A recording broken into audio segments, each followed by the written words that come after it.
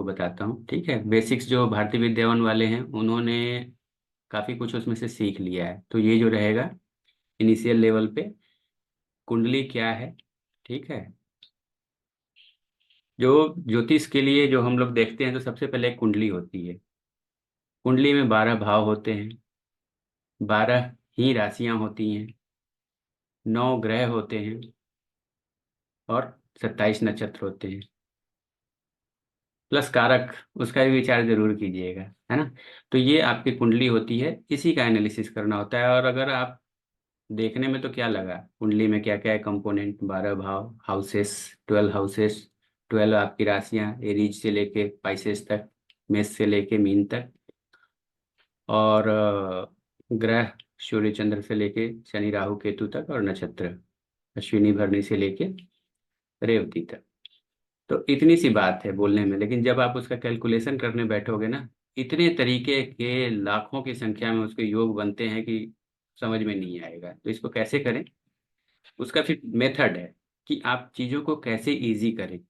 एक एक करके, छोटा छोटा करके देखिए, सबको एक साथ देखेंगे तो मुश्किल हो जाएगा, ठीक है ना।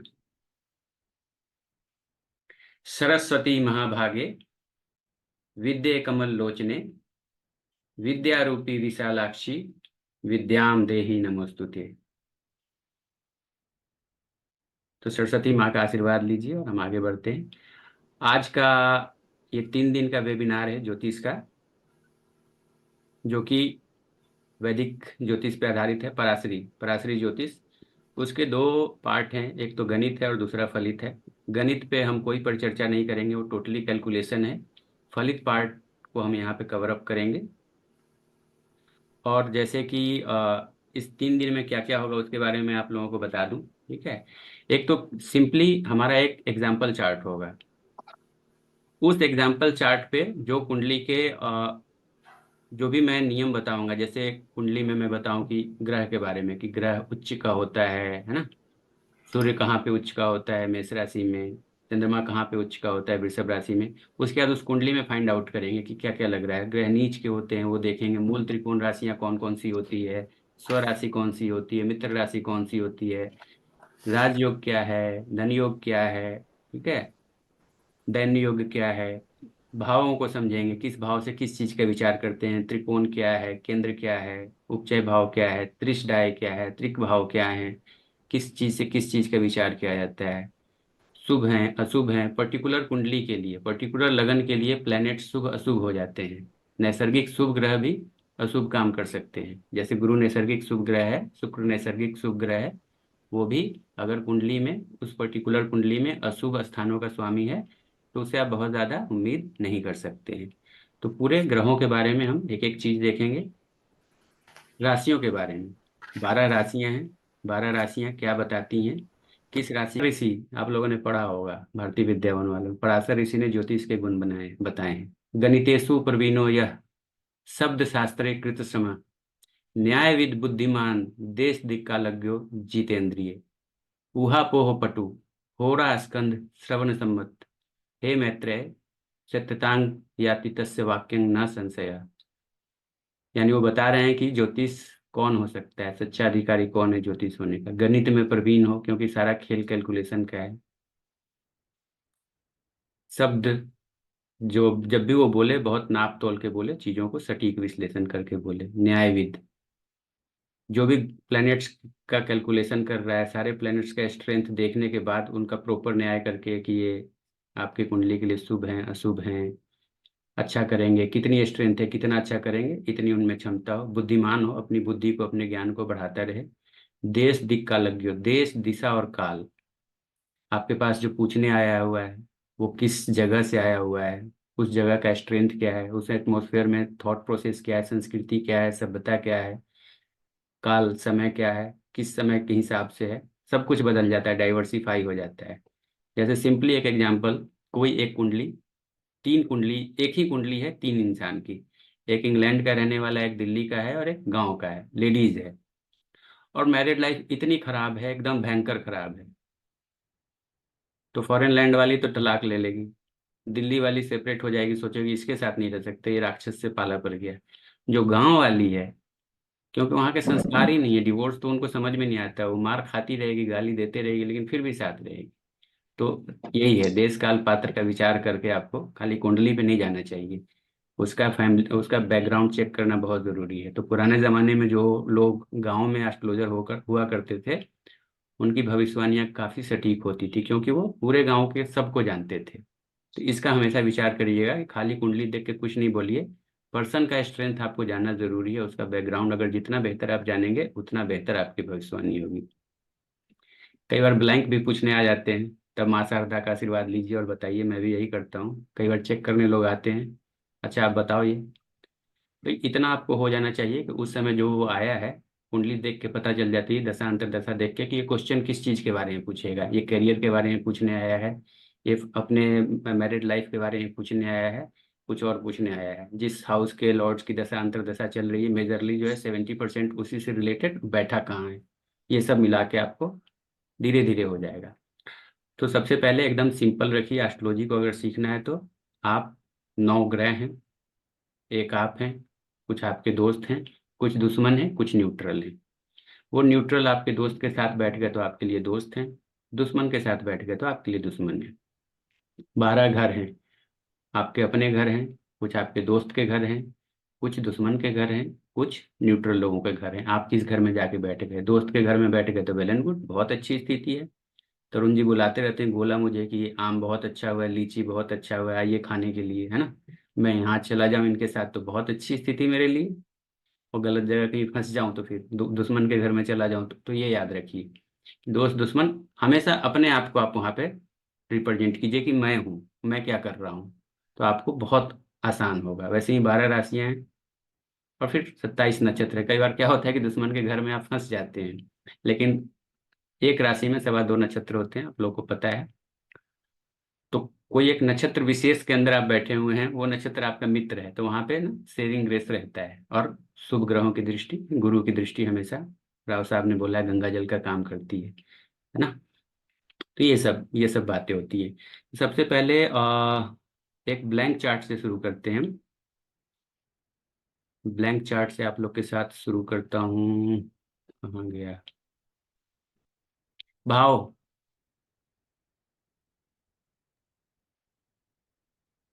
ये फर्स्ट हाउस है ना, हमेशा ये कुंडली का प्रथम स्थान होता है। इसको लग्न बोलते हैं, सबको मालूम होगा। आप अभी सिर्फ भाव के बारे में बता रहा हूँ। ये पहला भाव है, हमेशा फिक्स होता है, कभी नहीं बदलता है, ठीक है ना। ये सेकंड हाउस, भाव मतलब हाउस, घर, ठीक है। First house, second house, third house, fix है ये। फोर्थ हाउस, है ना। Fifth house, sixth house, seventh house, eighth house, ninth house, 10th house, 11th house और 12th हाउस, ये ऑलवेज फिक्स है, ये कभी नहीं बदलते हैं, इसको याद रखिएगा। जो भी नए, जो भारतीय विद्यावन से नहीं है उनके लिए है, आप इसको याद रखिए कि हाउस जो होते हैं कभी नहीं बदलते हैं, वो हमेशा एक ही रहेगा।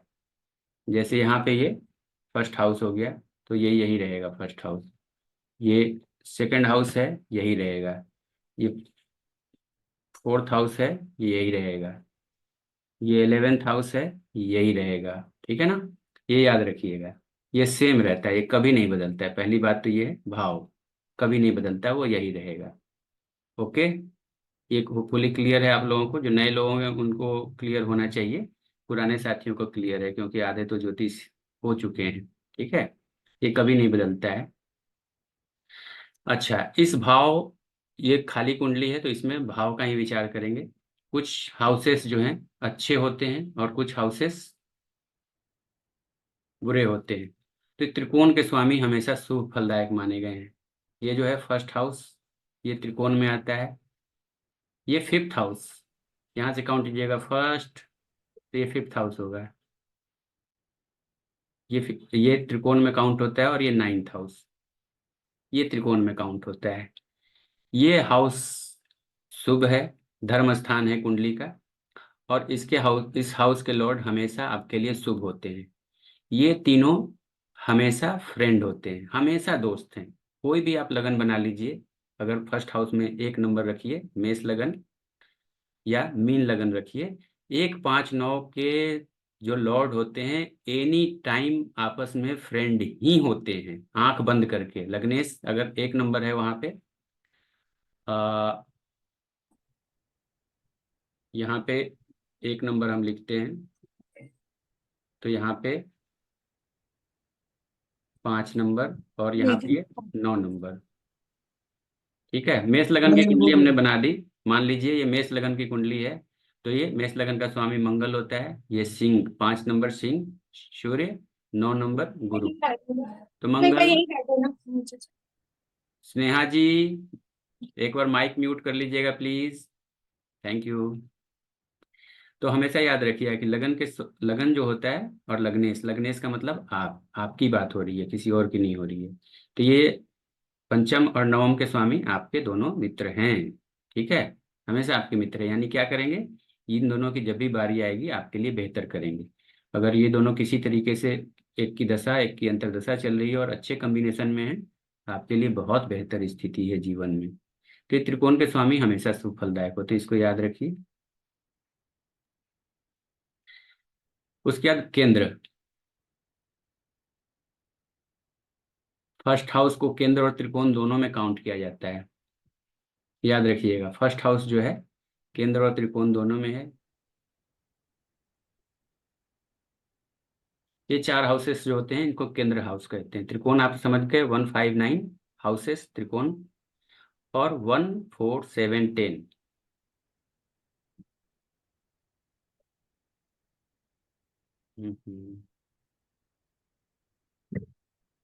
1 4 7 10 जो है, 1 4 7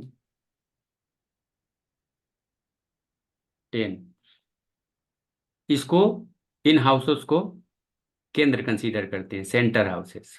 ये पिलर होते हैं आपके, जैसे मकान के 4 पिलर होते हैं ना, ये हाउस के 4 पिलर हैं। जितने स्ट्रांग इनके लॉर्ड है वो आपके लिए अच्छा होगा। हालांकि बाद में देखेंगे जब केंद्राधिपति दोष की बारी आएगी तब क्या करते हैं ये, ठीक है ना।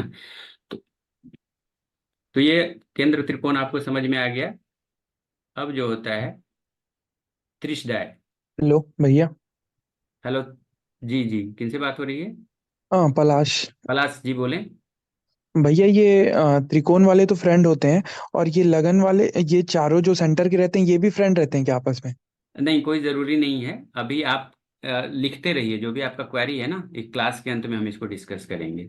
ओके ओके ओके भी। है ना, कोई ज़रूरी नहीं है। त्रिकोण का मैंने बताया वो एनी टाइम फ्रेंड रहेंगे। लगन का इसलिए बताया। और जैसे एक चीज़ और बता देता हूँ हालांकि जब भी हम कंसीडर करेंगे तो लगन से ही कंसीडर करेंगे, वो ज़्यादा बेहतर रहता है कि आप लगन से उसको कंसीडर करें चीज़ों को, ठीक है ना। तो लगन, क्योंकि हमें पता होता है कि जब भी लगन की बात हो रही है ना, ये आप ही हो। जब भी लग्नेश होते हैं तो आप होते हैं, जिसकी कुंडली होती है वही होता है, वही मालिक। तो उसका दोस्त को जानना जरूरी है कि उसका दोस्त कौन कौन सा है जो उसको, उसके लिए अच्छा करेगा जीवन में। ये दोनों फिफ्थ और नाइन्थ के लॉर्ड हमेशा उसके मित्र होते हैं। और भी हो सकते हैं लेकिन ये दोनों बाय डिफॉल्ट हैं।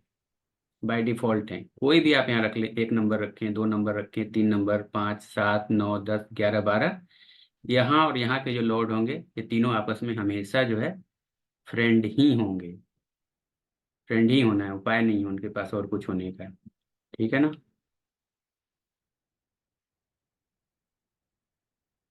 ये रहे, सारे के सारे फ्रेंड हैं। ठीक है, याद रखिए। केंद्र के स्वामी पिलर का काम करते हैं, त्रिकोण के स्वामी। अब आ गया आपके लिए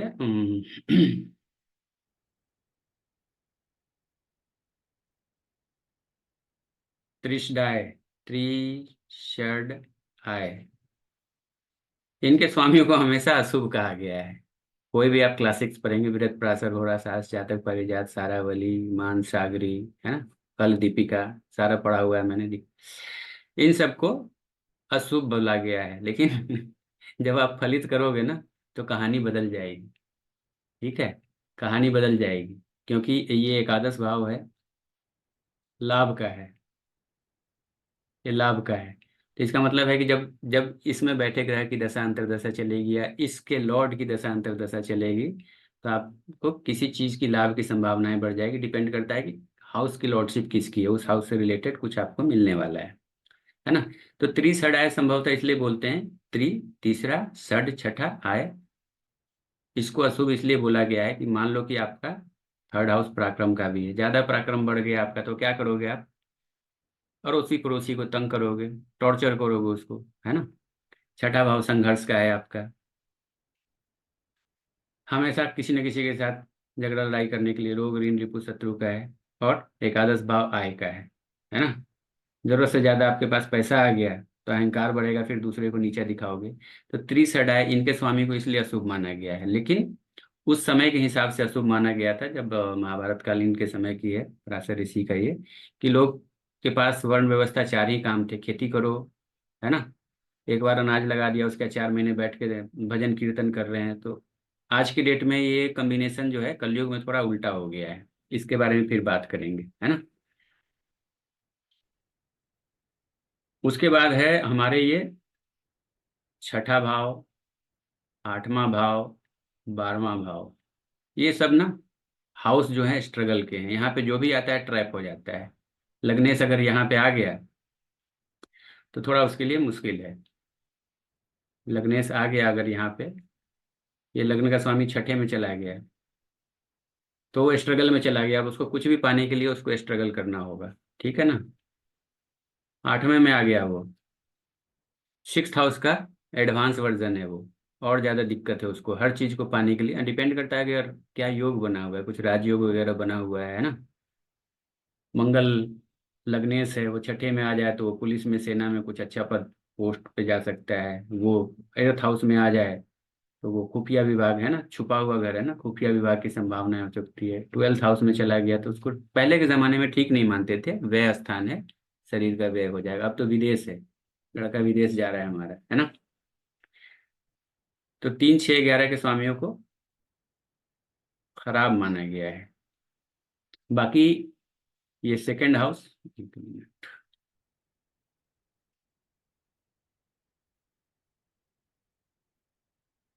second house, eighth house, twelfth house समभाव हैं।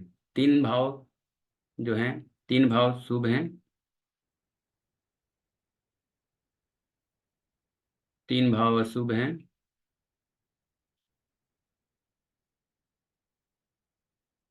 ठीक है।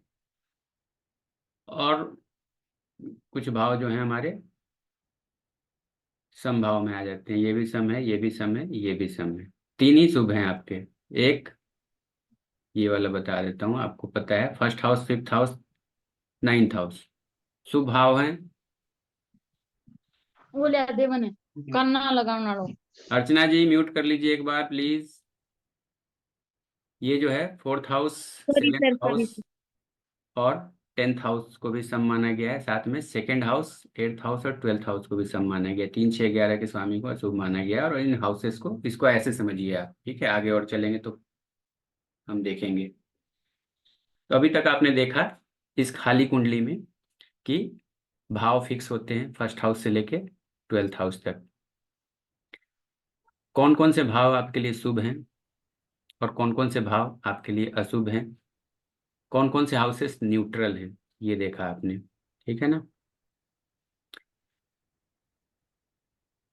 चलो अब इससे समझ में आ गया आप लोगों को काफी कुछ। अब देखते हैं कि आगे और क्या इसमें करना है। भाव से बनने वाले, अभी सिर्फ भाव भाव की बात करते हैं, फिर उसके बाद ग्रह की करेंगे। भाव से बनने वाले क्या क्या योग होते हैं, जैसे आप लोगों ने राजयोग का सुना होगा, कुंडली देख के हम बताते हैं ये राजयोग है, वो राजयोग है, वो धन योग है, ये मुश्किल का योग है। इसको ये समझिए। अभी पहले एक और बता दूं, लग्नेश, ये फर्स्ट हाउस का लॉर्ड है ना, कुंडली का हीरो यही है। बाकी सारे इसके जो सपोर्टर हैं, है ना, साइड हीरो हैं, और कुछ विलेन है, कुछ साथ में विलेन है, ठीक है, जो उसको तंग करेंगे उसके, और हीरो को उसके दोस्त लोग सपोर्ट करेंगे। ये फिफ्थ हाउस का लॉर्ड हीरो को सपोर्ट करेगा, दोस्त है। नाइन्थ हाउस का लॉर्ड सपोर्ट करेगा, दोस्त है, ठीक है। ये सिक्स्थ हाउस का लॉर्ड ये टॉर्चर करेगा। एट्थ हाउस का लॉर्ड हर बात में बाधा डालेगा। ट्वेल्थ हाउस का लॉर्ड है ना, उसको तंग करेगा, विदेश ले गया, बोलेंगे ना, देश से भी स्थापित कर दिया है, बीमार हो गए, है ना, कुछ और प्रॉब्लम हो गई वगैरह वगैरह वगैरह वगैरह, ऐसे चलता रहता है।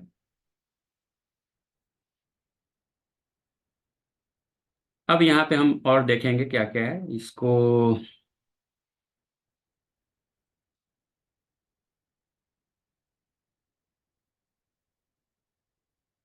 दूसरा आपको दिखाता हूँ। यहाँ तक का होपफुली आप लोग को समझ में आ रहा होगा। अभी एकदम सिंपल मैंने बताया है भाव के बारे में कि भाव क्या है, और कौन कौन से भाव आपके लिए शुभ हैं, कौन कौन से भाव आपके लिए न्यूट्रल हैं, कौन कौन से भाव आपके लिए अशुभ हैं। ठीक है, ये सब हमने देखा। अब थोड़ा हम प्लैनेट्स की बात करेंगे कि क्या होता है, नहीं होता है, कैसे करते हैं। भाव आपने देख लिया, राशि।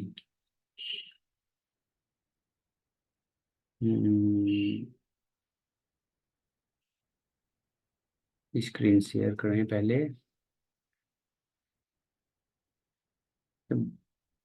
जब भी हम कुंडली की बात करते हैं ना, कुंडली की विश्लेषण अगर करते हैं, ठीक है,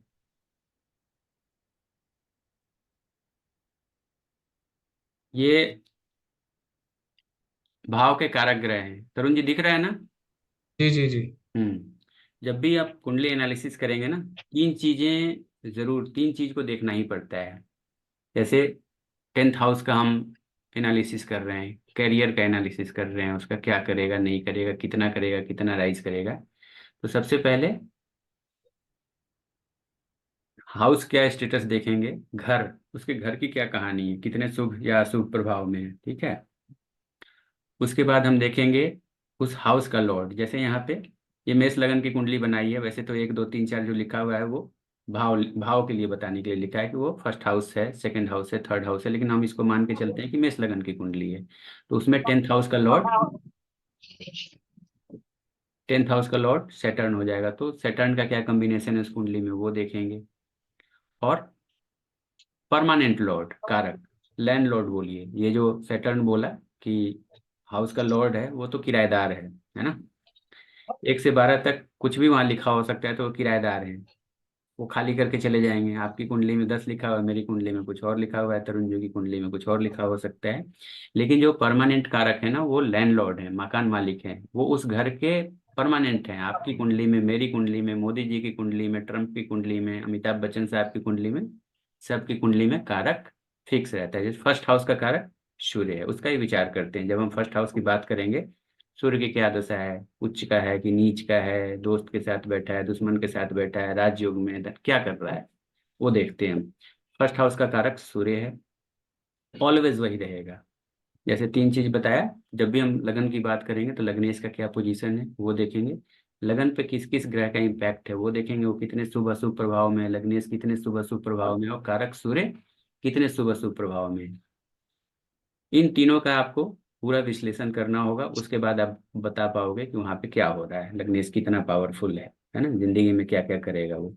तो फर्स्ट हाउस का कारक सूर्य है, सेकेंड हाउस का कारक गुरु है, थर्ड हाउस का कारक मंगल। अब ये देखिए, फर्स्ट हाउस लग्न बोलते हैं इसको, लग्न इंग्लिश में एसेंडेंट।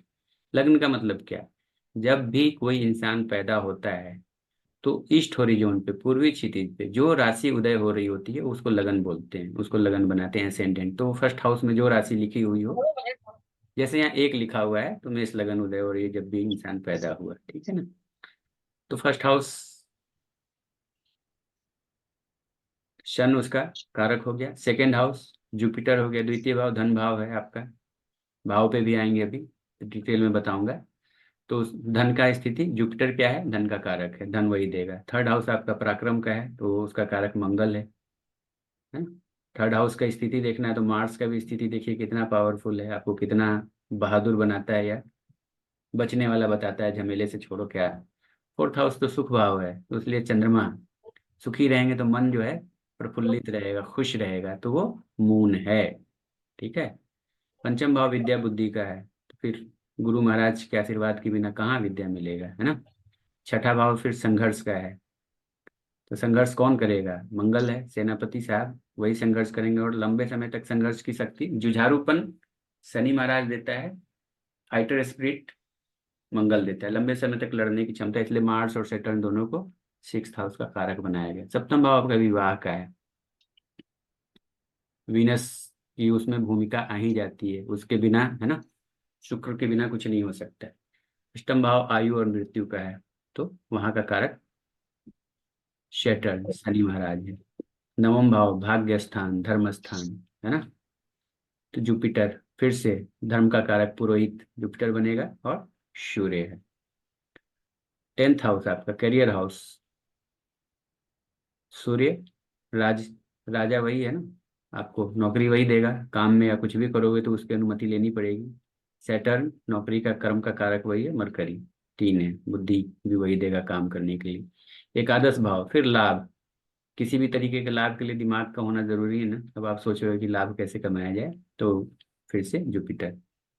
और मोक्ष 12th हाउस व्यय का हाउस है, केतु और शनि महाराज, तो उसके कारक हैं, ठीक है ना। ये कारक हमेशा परमानेंट फिक्स हैं, ये कभी नहीं बदलते हैं, ये याद रखिएगा। हाउसेस वही रहेंगे, कभी नहीं बदलेंगे, और कारक भी नहीं बदलेंगे, ठीक है ना। दो चीज आपने देखा। तरुण जी दिख रहा है राशियों का? जी। ठीक है। ये मकर लगन दिख रही है, मकर हाँ, लगन की मकर दिख लगन की है, तो इसलिए मैंने जानबूझ के मकर लगन लिखा है, ये करने के लिए कि जब भी हम शुरू करते हैं ना, आप हमेशा देखो कि लगन में कौन सी राशि लिखी है, वहीं से शुरू होगा। लेकिन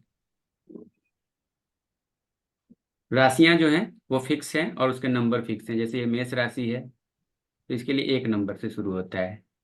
एक हमेशा कुंडली में, कभी भी मैंने आप लोगों के लिए ये बनाया है, 1 नंबर मेष राशि एरीज, 2 नंबर टॉरस राशि, ठीक है ना, 3 नंबर जेमिनी मिथुन, ऐसे करके। लेकिन कभी भी कुंडली में राशि नहीं लिखा रहता है, नंबर लिखा रहता है। तो आपको नंबर से याद रखना होगा कि फर्स्ट नंबर अगर है तो वो मेष राशि है ना, सेकंड नंबर है तो टॉरस वृषभ राशि, 3 नंबर लिखा हुआ है तो जेमिनी मिथुन राशि। कुछ नहीं, 1 2 3 4 5 लिखा रहेगा तो आपको याद हो जाएगा करते करते। लेकिन शुरू में आपके लिए ये मैंने यहाँ कर दिया है कि अगर 1 नंबर है, इसका मतलब वो मेष राशि हो रहा है, सीधी सी बात है। उसको आप मकर राशि नहीं बोलिए। 1 नंबर मेष राशि, 2 नंबर वृषभ राशि, 3 नंबर आपकी मिथुन राशि, 4 नंबर आपकी कर्क कैंसर, 5 नंबर सिंह की राशि सूर्य की राशि लियो, 6 नंबर कन्या राशि है वर्गो, 7 नंबर तुला राशि लिब्रा। अच्छा, ये इंग्लिश हिंदी इसलिए किया हुआ है क्योंकि कुछ साथी फॉरेन से भी जुड़े हुए हैं, तो उनको हिंदी शायद नहीं आती है। उन्होंने बोला सर हम कैसे जानेंगे, मैंने कहा चलो मैं कोशिश करूंगा रिटेन में, बाकी बोलूंगा उससे आपको समझ में आएगा कि क्या है। उन लोग शायद मालूम नहीं ज्वाइन किए नहीं किए। 8 नंबर वृश्चिक स्कॉर्पियो, 9 नंबर धनु राशि, और 10 नंबर आपका मकर राशि, ये है। अब इसमें एक और चीज है, राशि आपने याद कर लिया, राशि की लॉर्डशिप भी होती है कि कौन सा किस राशि का स्वामी क्या है। तो बिल्कुल जो नए हैं उनके लिए हैं, जो लोग सीनियर हो चुके हैं उनके लिए नहीं है। आप लोग नए लोग याद रखिएगा, 1 नंबर मेष राशि, 2 नंबर वृषभ राशि आपको याद करना होगा, 3 नंबर मिथुन राशि, 4 नंबर कर्क राशि, ऐसे करके याद करना होगा, क्योंकि ये कहीं पे भी लिखा नहीं रहता है। इस तरीके से लिखा नहीं रहेगा तो आपको नंबर से ही समझना पड़ेगा कि कौन सी राशि है। 7 नंबर है तो ये तुला राशि है, ठीक है।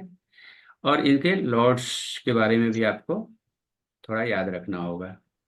मैं देखता हूँ मेरे पास चार्ट हो शायद लॉर्ड का। मेष राशि का स्वामी जो होता है, चलो मैं ही लिख देता हूँ, मेष राशि का स्वामी मंगल होता है, मार्स, ठीक है ना। वृषभ राशि का स्वामी है वीनस, शुक्र। मिथुन राशि मरकरी बुध है। कैंसर मून, लियो, यहाँ पे है सन। अब यहाँ पे बड़े मजे की बात है कि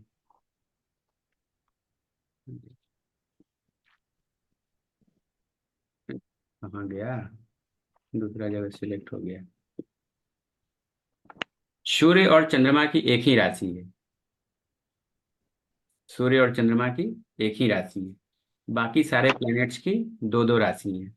सूर्य का लियो, चंद्रमा का मून। अब 4 और 5 बीच में लिख लीजिए दोनों तरफ। 4 के इधर 3, 5 के इधर 6। अरे बनाना शेक बना दिए थोड़ा सा। चल वही दे दो टमाटर। किसकी आवाज है तरुण जी? आपके कोई सर साथी हैं? जो भी साथी हैं संजीव तरुण जी के अलावा अपने आप को प्लीज म्यूट कर लीजिए, जिनकी आवाज थी। संजीव जी का है शायद संजीव माइक्रोन। जी म्यूट कर लीजिएगा एक बार आप अपने आप को। तो ये आपको ये समझना होगा कि 4 और 5 जो नए लोग हैं, 1 2 3 4 5 6 ऐसे 12 एक साथ लिख लीजिए। 4 और 5 के बीच में आप लगी रगड़ डाल देंगे। 4 के उधर 3 नंबर, 5 के इधर 6 नंबर, दोनों के लॉर्ड बुध हो जाते हैं। 4 के उधर 2 नंबर, 4 3 2 शुक्र, और यहाँ पे 5 6 7 फिर से शुक्र। ठीक है, तो आपको बता दूं मैं।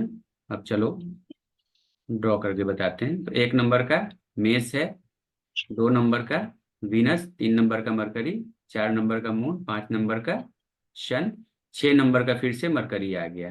तो यानी 3 और 6 मरकरी का है। 7 नंबर वीनस आ गया, यानी कि 2 और 7 नंबर ये दोनों का लॉर्ड वीनस है। ठीक है ना। 8 नंबर 1 और 8 दोनों का लॉर्ड मंगल है। 9 और 12 ये हमारे गुरु महाराज। 10 11 शनि है। ये सिंपल है, सबको मालूम होगा होपफुली। नहीं मालूम हो तो आप इसको कर लीजिएगा, बहुत ज्यादा मुश्किल नहीं है किसी भी तरीके से। ठीक है ना। अभी तक सीखा भाव। भाव फिक्स होते हैं, भाव के कारक वो परमानेंट फिक्स होते हैं। ठीक है ना। राशियां 1 से शुरू होती है। लगन में क्या राशि लिखी हुई है उसको लगन बोलते हैं हम। लगन में जो राशि लिखी हो वो आपका, यहाँ से हम हमेशा यहीं से काउंट करेंगे। यही है कुंडली का मेन घर, यही है। और इसी के मालिक की बात पूरी जिंदगी होती है ना।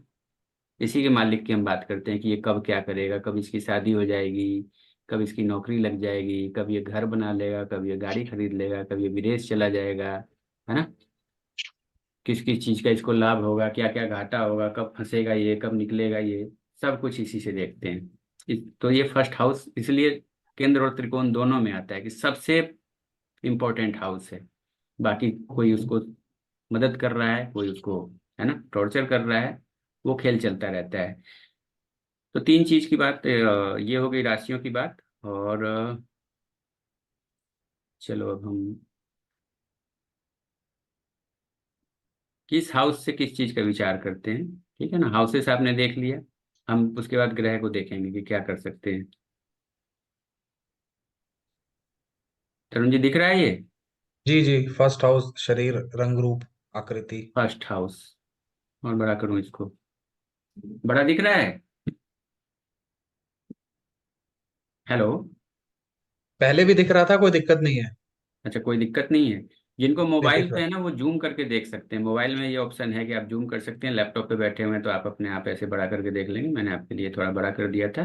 ठीक है। लैप हाँ, अब ठीक है, अब ठीक है। अब ठीक है ना, चलो छोटा कर दिया मैंने। बड़ा मैंने पूरे स्क्रीन पे कर दिया था, मैंने सोचा शायद आप लोगों को ज्यादा अच्छा दिखे। नहीं, उसमें 9th हाउस और 11th हाउस कट जाता है। गायब हो गया था। चलो ठीक है, अब जी जी। ठीक है ना। तो फर्स्ट हाउस हमारा शरीर होता है, क्योंकि फर्स्ट हाउस लगन होता है, यहीं पे हम पैदा होते हैं। तो हमारे शरीर के बारे में बताता है कैसा रहेगा, रूप रंग कैसा रहेगा, है ना। गोरा चिट्टा रहेंगे, सांवले रहेंगे, हैंडसम कैसे रहेंगे, आपकी ओवरऑल आकृति जो है, लंबाई चौड़ाई कितनी रहेगी, हाइट कितनी रहेगी, है ना। पहला हाउस सिर भी है, तो हमारे मस्तिष्क दिमाग कैसा रहेगा, ठंडा रहेगा, गर्म रहेगा। प्लस उस हाउस से ये देखते हैं, प्लस उस हाउस में जो जो ग्रह बैठे हुए हैं उन सब का प्रभाव आता है, मिक्सचर बनता है ना। कितने विवेकशील हैं, ज्ञानी हैं। मान लो गुरु की राशि है, वहीं पे बैठा हुआ है, तो फिर बहुत विवेकशील और ज्ञानी है। विनम्र हैं स्वभाव या उदंड हैं, स्वभाव कैसा होगा थोड़ा वो भी देखते हैं। तो फर्स्ट हाउस से ये सब देखते हैं। द्वितीय भाव आपका धन का है, वाणी का। ये पढ़ा होगा ना, धन संपत्ति की स्थिति कैसी रहेगी ओवरऑल, कब कब आपको धन की प्राप्ति होगी, है ना। सेकंड हाउस बताएगा। सेकंड हाउस आपका कुटुंब का है। फर्स्ट हाउस क्या, पैदा हुए आप, तो आपको संभालने के लिए आपका परिवार चाहिए ना। पैदा होकर चलने तो कोई नहीं लगता है। तो सेकंड हाउस कुटुंब का है, जो आपको देख रेख करता है, रेज करता है, बड़ा करता है ना। वाणी का है, बोलना भी आप वहीं पे सीखते हैं पहली बार, इसलिए वाणी का भाव भी है ना। वाणी कैसी रहेगी ओवरऑल होल लाइफ आपकी, वहीं से पता चलेगा। मारक भाव, द्वितीय भाव मारक भाव, मृत्यु का भी है। नहीं, लेकिन हमेशा नहीं कोई मरेगा, मरेगा एक ही बार, इसीलिए उस पर इम्फेसाइज नहीं कीजिएगा। Negative astrology. जी, कुछ कह रही हैं कोई?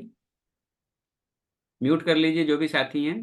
तरुण जी सिर्फ अनम्यूट हैं, क्योंकि उनका सपोर्ट मुझे चाहिए होता है कि आपको स्क्रीन दिख रहा है नहीं दिख रहा है, आवाज आ रही है नहीं आ रही है, इसके लिए, है ना। तो सेकंड हाउस आपका धन संपत्ति कुटुंब का, वाणी का।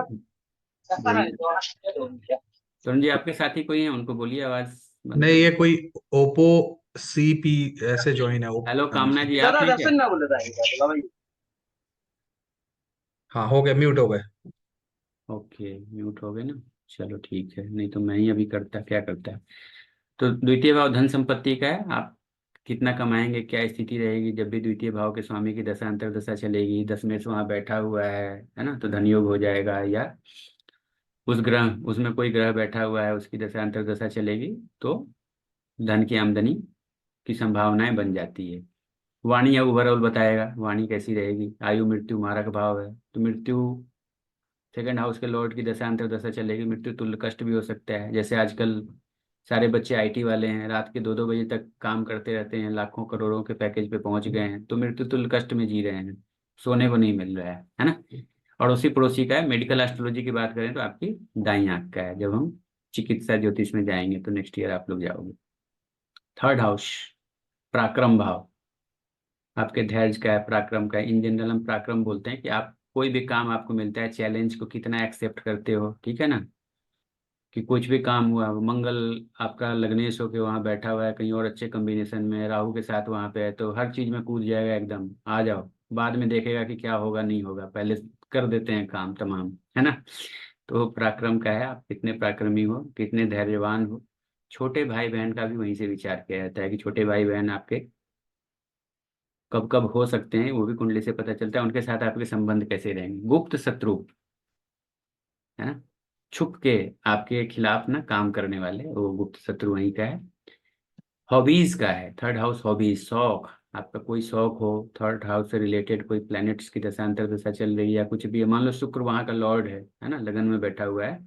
शुक्र कला का कारक है, कला का मतलब है सिंगिंग, डांसिंग, पेंटिंग, कोई भी आर्ट फॉर्म, कुछ भी हो सकता है वो, उसमें पर्टिकुलर किसी फील्ड में आपको शौक हो सकता है, उस चीज के लिए हम थर्ड हाउस का विचार करते हैं।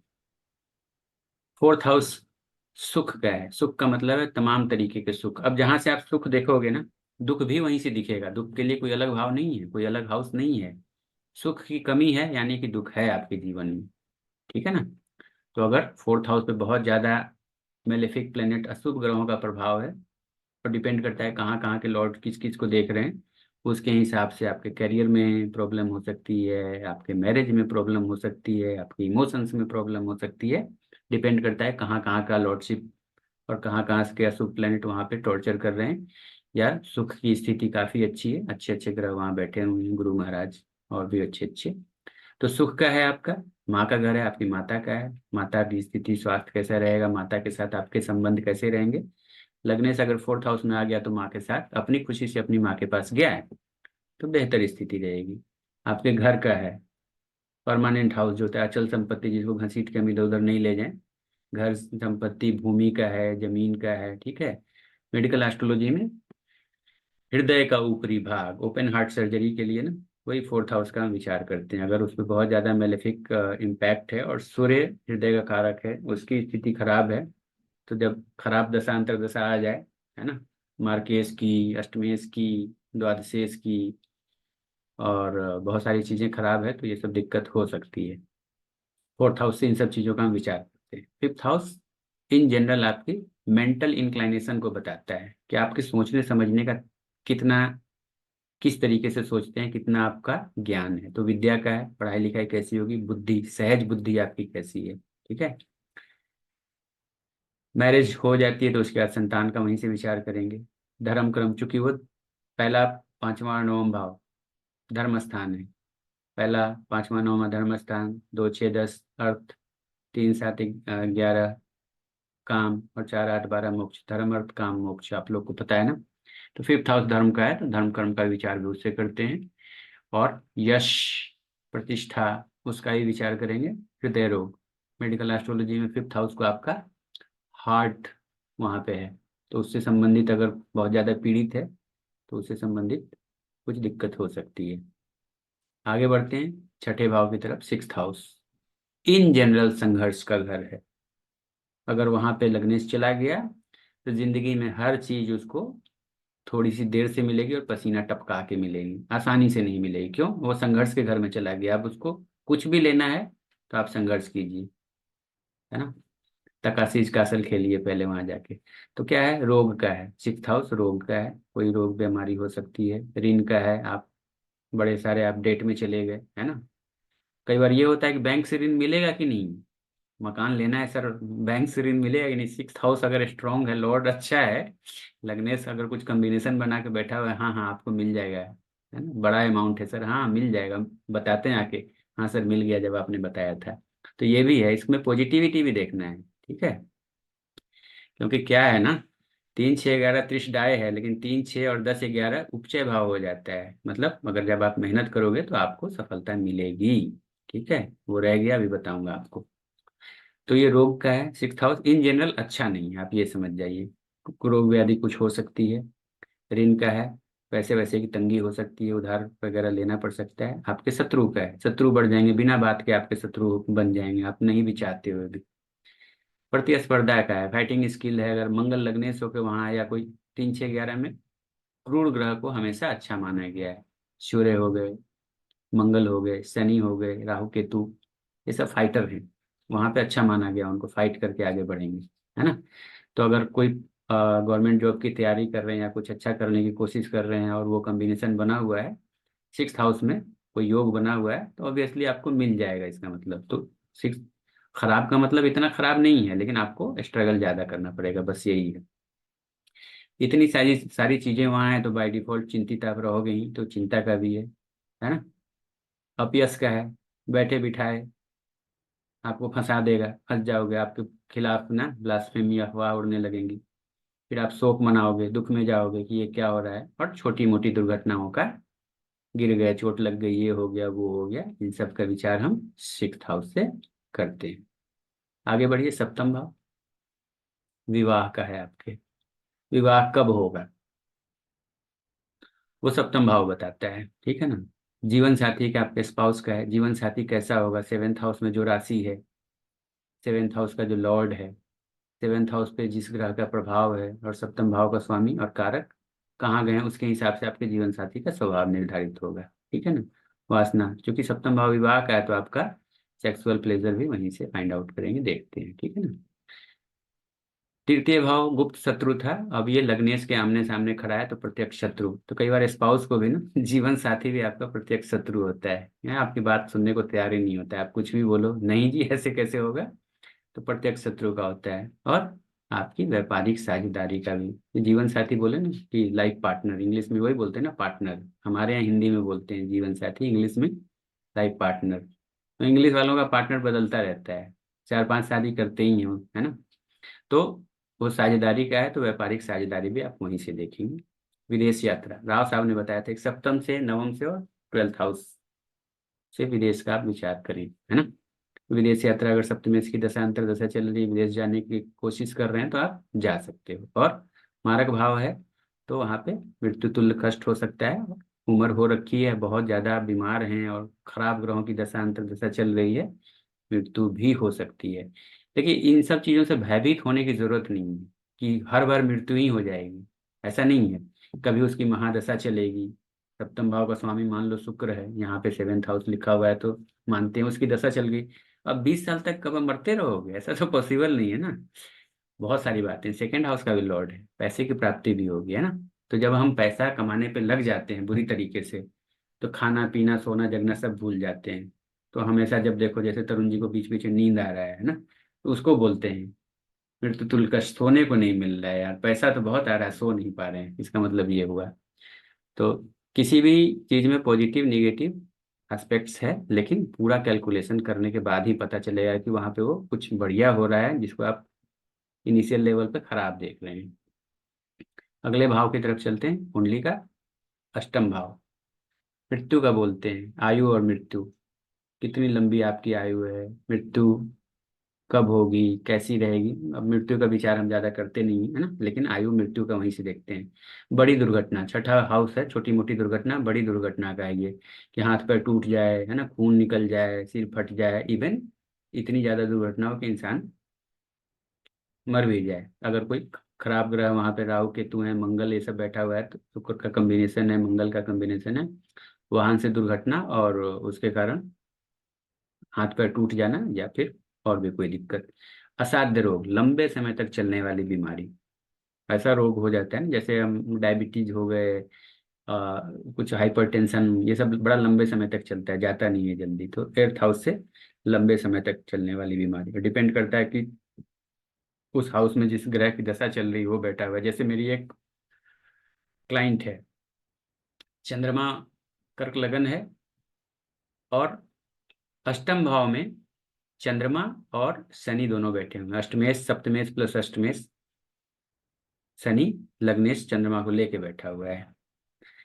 अब उसको पूरे जिंदगी कोई ना कोई रोग रहता है, और हमेशा उसको डर रहता है कि मेरे को कैंसर से मेरे मृत्यु हो जाएगी। वो कैंसर का योग वैसे है, उसके फादर की 10 साल पहले कैंसर से मृत्यु हो गई, उस समय से उसको फोबिया है कि मेरी कैंसर से मृत्यु हो जाएगी, मुझे ये तो नहीं है, वो तो नहीं है। हमेशा उसको कुछ ना कुछ लंबे समय तक चलने वाली बीमारी का कॉम्बिनेशन है। दशा भी शनि की चल रही है, वो लंबी है, 19 सालों तक तो खींचता रहता है, ये हो जाता है। चलो, अष्टम भाव खत्म, 9th हाउस पे आते हैं। थोड़ा पाइस, कुंडली का सबसे पाइस हाउस है, सबसे पवित्र स्थान, सबसे बली घर, त्रिकोण, त्रिकोणों में तीसरा त्रिकोण सबसे मजबूत, ठीक है ना। 9th हाउस आपका भाग्य का है, भाग्य बली है ना। भाग्य साथ देगा नहीं देगा, क्या करेगा, धर्म कर्म में आप कितनी रुचि रहेगी, है ना, उपकारी कितने हैं, परोपकारी कितने हैं। नवम भाव गुरु का भी है, आपके जो है ज्ञान देने वाले गुरुओं का आशीर्वाद आपके ऊपर कितना है। पिता का भी विचार करते हैं, दसम से भी, इससे भी करते हैं। ये साउथ इंडिया और नॉर्थ इंडिया का झमेला है वहाँ के और हमारे एस्ट्रोलॉजर्स के बीच में, है ना। तो पिता के लिए भी यहीं से देखते हैं। नवम भाव शिक्षा का है, पंचम भाव तक आपकी, 2nd हाउस भी शिक्षा का है इनिशियल लेवल पे, बालपन में। 5th हाउस आपका स्पेशल एजुकेशन को दिखाता है, जो करके बच्चे आजकल कोई इंजीनियर बन जाता है, कोई डॉक्टर बन जाता है, कोई लॉयर बन जाता है। 9th हाउस आपकी रुकी हुई शिक्षा को, कोई आपने शिक्षा करके कोई अपना काम शुरू कर दिया, और फिर 5 साल 10 साल 15 साल के बाद खुद फिर कुछ पढ़ने लग गए, जैसे अभी आप लोग एस्ट्रोलॉजी पढ़ने लग गए, तो वो 9th हाउस का कॉम्बिनेशन आ जाता है कि वो रुकी हुई शिक्षा, कोई ऐसी शिक्षा को किसी चीज के लिए, जैसे इंस्टीट्यूट में भी इंजीनियर हैं, बाद में उसने एमबीए भी कर ली जाके, डबल डिग्री ले लिया, कुछ उसको फायदा हो जाता है, तो वो उसके लिए भी यहाँ पे देखेंगे। धर्म स्थान है तो फिर संन्यास का अगर यहाँ पे योग बनता है, काफी सारे प्लैनेट्स जो अच्छे अच्छे यहाँ इंक्लूड हो जाएं, तो या तो सन्यासी हो जाएगा, नहीं तो सन्यासी की तरह जीवन व्यतीत करेगा, मतलब उसका थॉट प्रोसेस वैसा हो जाएगा, सांसारिक होते हुए भी ना वो सन्यासी की तरह रहेगा। किसी के साथ लेना देना नहीं, बुरा बर्ताव नहीं करना, ठीक ठाक करना, और तीर्थ यात्राओं के लिए भी देखते हैं। अगला भाव कुंडली का, केंद्र का चतुर्थ, सबसे पावरफुल कर्म स्थान। सारा जीवन हमारा वही है, कर्म, हम क्या कर्म करते हैं, कैसे कर्म करते हैं, कितना राइज करेंगे नहीं करेंगे, कितने ऊपर तक जाएंगे। तो 10th हाउस से देखते हैं आपके जीविकोपार्जन का, आप क्या करोगे, क्या करना चाहिए, डॉक्टर बने कि इंजीनियर बने कि वकील बने, नौकरी करें कि बिजनेस करें, है ना, और उसमें कितना सक्सेसफुल होगे। कई बार लोग चेंज कर लेते हैं, एक से ज़्यादा जीविकोपार्जन की, एक से ज़्यादा लाइवलीहुड की संभावनाओं को भी बताता है, क्योंकि मल्टीपल टैलेंटेड आजकल के लोग हो गए हैं। पुराने ज़माने में ऑप्शन भी नहीं था, अभी ऑप्शन भी बहुत है, जैसे हम ही लोग हैं, सेकेंड इनकम के रूप में ये एस्ट्रोलॉजी का काम कर लेते हैं, है ना। और भी कुछ कुछ जो करना चाहें, नौकरी का है, आपका कारोबार का है, दसम भाव, चूंकि आप कर्म करोगे तो आपके पद का है, किस पद पे रहोगे, कितने पोजीशन पे रहोगे, प्रतिष्ठा का है। राजयोग, सरकारी नौकरी वगैरह का, है ना। राजा की दृष्टि, कृपा दृष्टि रहनी जरूरी है, मतलब सरकार की, आपकी जिंदगी में आगे बढ़ने के लिए। और पिता का, पिता के सहयोग के बिना आप क्या, क्योंकि फादर का भी तो बिजनेस होता है ना, पैतृक बिजनेस पे जाके बैठ जाते हैं। 2nd हाउस और 10th हाउस का कॉम्बिनेशन बन जाए तो 2nd हाउस आपका कुटुंब का, आपका घर है, तो आपका अगर कोई पैतृक बिजनेस है तो उसमें आप इन्वॉल्व हो जाओगे, इसका मतलब ये है। एकादश भाव लाभ का है, त्रिषड आय, आय का भाव है ना। हर तरीके के लाभ की संभावनाओं को वहीं से देखते हैं, किस हाउस का लॉर्ड वहां पे जाके बैठा हुआ है, जब उसकी दशांतर दशा चलेगी तो उस हाउस से संबंधित चीज़ों का लाभ होने की संभावनाएं बढ़ जाती है। आय का है, किसी भी तरीके का आय हो सकता है वो, है ना। आपकी उपलब्धियों का है, सब कि मेरे को ये करना है वो करना है, वो भी बताएगा। 11th हाउस कितना स्ट्रांग है, उसका हाउस का लॉर्ड कितना स्ट्रांग है ना, वो सब फिर आपको मिलेगी। मनोकामना सबकी होती है, ये हो जाए वो हो जाए, हम सबकी मनोकामना हम बड़े अच्छे एस्ट्रोलॉजर हो जाए, नंबर 1 हो जाए वर्ल्ड में, है ना। ये हम सबकी मनोकामना है। तो वो 11th हाउस बताएगा कि कहाँ तक पहुंचोगे। थर्ड हाउस आपके छोटे भाई बहन का है, 11th हाउस आपके बड़े भाई बहन का है। और थर्ड हाउस आपका दायां कान है, मेडिकल एस्ट्रोलॉजी में 11th हाउस बायां कान है ना। ऐसे समझिए, फर्स्ट हाउस में ऐसे करके लेट जाएं आप, है ना। उसके हिसाब से आप दायां बायां कर लेते हैं हम कैलकुलेट, मेडिकल एस्ट्रोलॉजी जब करेंगे तब पता चलेगा। 12th हाउस व्यय स्थान, सब कुछ का वहाँ व्यय हो जाता है। आय के बाद अब व्यय करो, कमाया बहुत, अब खर्च भी तो करना है ना, तो 12th हाउस में चलते हैं। व्यय होगा, व्यय किस तरीके से होगा, किस फील्ड में होगा, अच्छे तरीके से होगा गलत तरीके से व्यय करेंगे, वो सब 12th हाउस बताएगा। ठीक है, मोक्ष का है, अस्पताल का है। 12th हाउस को इन जनरल अच्छा नहीं माना गया कि वहाँ पे व्यय हाउस है, सब कुछ खत्म हो जाता है। अस्पताल का है, जेल का है, क्योंकि छठा भाव आपका रोग का है। रोग हो गया तो कहाँ जाओगे, 12th हाउस पहुँचो अस्पताल। छठा भाव मुकदमा का है, झगड़ा लड़ाई हो गया फिर कहाँ जाओगे, चलो कोर्ट पहुँचो, 12th हाउस पहुँचो, ठीक है ना। विदेश लगने से अगर वहाँ चला गया, 10th हाउस का लॉर्ड वहाँ चला गया आज के डेट में। पहले ये होता था, नियम जो लिखा हुआ है पराशर ऋषि ने, वो कहते हैं कि जन्म स्थान से दूर। अब जन्म स्थान से दूर का डिफिनीशन बदल गया है, तभी भारतीय विद्यालयों में रिसर्च की क्लासेस चलती हैं। अब जन्म स्थान से दूर का मतलब आप विदेश जाओगे, है ना। हाँ, लेकिन उसको देखिए कि उसका स्ट्रेंथ क्या है, और उसकी इच्छा भी होनी चाहिए। बहुत लोग नहीं जाना चाहते हैं, अपॉर्चुनिटी एराइज हो जाती है लेकिन वो टर्न डाउन कर देते हैं, नहीं सर हमें नहीं जाना। तो वहाँ पे अपॉर्चुनिटीज का है, दो बातें होती है कि आपको जीवन में अपॉर्चुनिटी एराइज हो गई, कुंडली का प्रॉमिस था, कुंडली का योग था, उस योग में वो दरवाजा खुल गया आपके जाने के लिए। आप जाना चाहो नहीं जाना चाहो, फिर वो आपका कर्म है। तो जब क्या होता है, जब अच्छे योग चल रहे हैं तो आप बीइंग एन एस्ट्रोलॉजर बता सकते हो कि इस चीज की संभावनाएं आपके लिए ओपन अप हो गई है, भाग्य की तरफ से डेस्टिनी ने ओपन अप कर दिया है। आप अपनी तरफ से मेहनत करती है, 50% डेस्टिनी है, 50% आपका खुद का कर्म है, खुद की मेहनत है। तो मेहनत करके जो ये 50% डेस्टिनी ने दिया है, अपनी तरफ से 50% दो और सक्सेस के सर्कल को कंप्लीट कर लो, चीज को अचीव कर लो। और छठे आठवें 12वें की चलती आपको लगता है कि इसका कुछ दुर्घटना हो सकता है, तो आप उसको सावधान रहने के लिए बोलो कि इस समय सावधान रहो। इसी पे एक बच्चे को मैंने बताया था, उसका ऐसा ही कुछ कॉम्बिनेशन दिखा था। मैंने कहा यार तुम्हारा तो 3-4 महीने के बाद के अंदर में ना कुछ दुर्घटना की संभावना है, तो क्या चलाते हो। यंग ही बच्चा था, 25-25 साल का होगा, बाइक। मैंने कहा देखो उतने ही स्पीड पे चलाना है कि कभी भी आप उसको ब्रेक लगा के कंट्रोल कर लो 40 की स्पीड पे, वैसे है ना, तो बच जाओगे, नहीं तो मुश्किल है। तो मैं ये बता रहा हूँ कि अगर बहुत ज़्यादा स्ट्रॉन्ग कॉम्बिनेशन हो तो फिर बचना भी कई बार मुश्किल हो जाता है। तो ये हुआ, वो मेरे को फ़ोन किया बाद में 1 साल के बाद, कहता सर आपने बताया था एक्सीडेंट हो जाएगा, देखो मेरा एक्सीडेंट हो गया। मैंने कहा फिर कैसे हो गया। कुछ नहीं सर, मैं तो सड़क के किनारे बाइक को स्टैंड पे लगा के उस पे बैठा हुआ था, पीछे से आके गाड़ी वाले ने धक्का दे दिया और मैं गिर गया, और बाइक मेरे पैर पे गिर गई, मेरा पैर टूट गया। तो बैठे ठाले ऐसे भी हो जाता है जब तो आप बता सकते हो लेकिन कि आप बचने की संभावना है, बचो, ठीक है ना। तो ये हाउसेस हैं, और ये हाउस में हर हाउस से किस किस चीज का विचार करते हैं। जब भी किसी ग्रह की दशा अंतर दशा चलेगी, 5th हाउस का लॉर्ड 10th हाउस में बैठ गया, है ना, 5th हाउस पढ़ने का स्वामी वहां गया, तो आपको आप आजीविका से संबंधित अगर आप नौकरी वगैरह कुछ चेंज करना चाहते हैं, नौकरी करना चाहते हैं, तो नौकरी लगने की संभावनाएं वहां पे प्रबल हैं। कोई बिजनेस करना चाहते हैं, उसके लिए गेट ओपन अप हो गया है, तो आप चीज़ों को चैनलाइज कीजिए, है ना। अभी का क्या है ये कि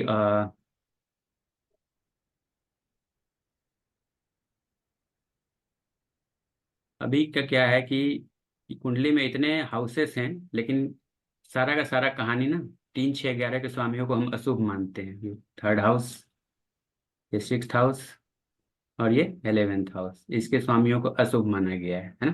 क्यों, थर्ड हाउस का आपका पराक्रम बढ़ गया तो ज्यादा पराक्रमी हो जाओगे, तो अहंकारी हो जाओगे, अहंकारी हो जाओगे तो अड़ोसी पड़ोसी जो भी आएगा सब उसको धमकाओगे, तंग करोगे।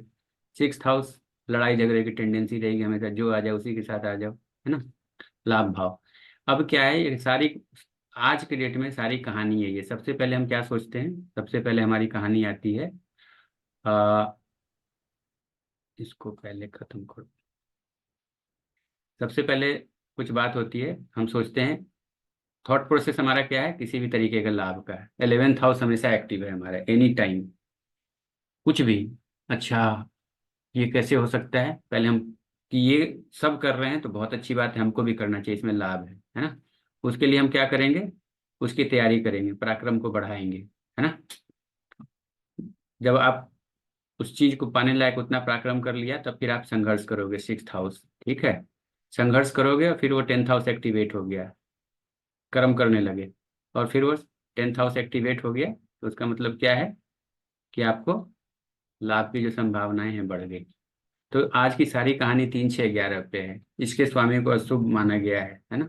आपके जीवन में अशुभता लाएंगे, तो अशुभता का क्या यहाँ पे तात्पर्य है, मैंने बड़ा सोचा इसके ऊपर कि पढ़ाते तो ये हैं कि इनके स्वामी अशुभ होते हैं, दशा चलती है लाभ भाव की, तो लाभ की प्राप्ति होने लगती है, तो ये तो खराब बात तो है नहीं। लेकिन क्या है ना, हम सारी के सारी ना भौतिक चीजों की लालसा करते हैं, बढ़िया नौकरी लग जाए, बड़ा पैसे वाला, है ना, बड़ा घर मिल जाए, फॉरेन डेस्टिनेशन हो जाए, बप्पी लाहिरी की तरह 5 किलो का सोने का चेन पहन लें, है ना, बड़ा नाम हो जाए, रुतबा हो जाए, तो ये सब भौतिक लालसा बढ़ जाती है 11th हाउस का। उसके बाद फिर हम 3 6 11 के चक्कर में पड़ जाते हैं। उसके कारण क्या होता है, मानसिक शांति हमारी भंग हो जाती है, बेचैनी बढ़ जाती है।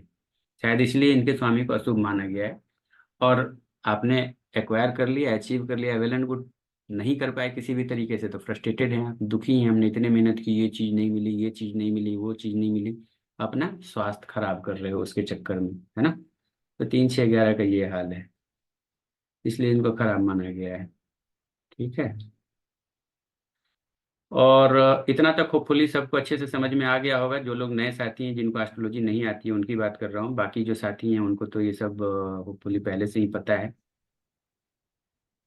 चलो, इसको बंद करते हैं, अब कुछ और देखते हैं आपके लिए।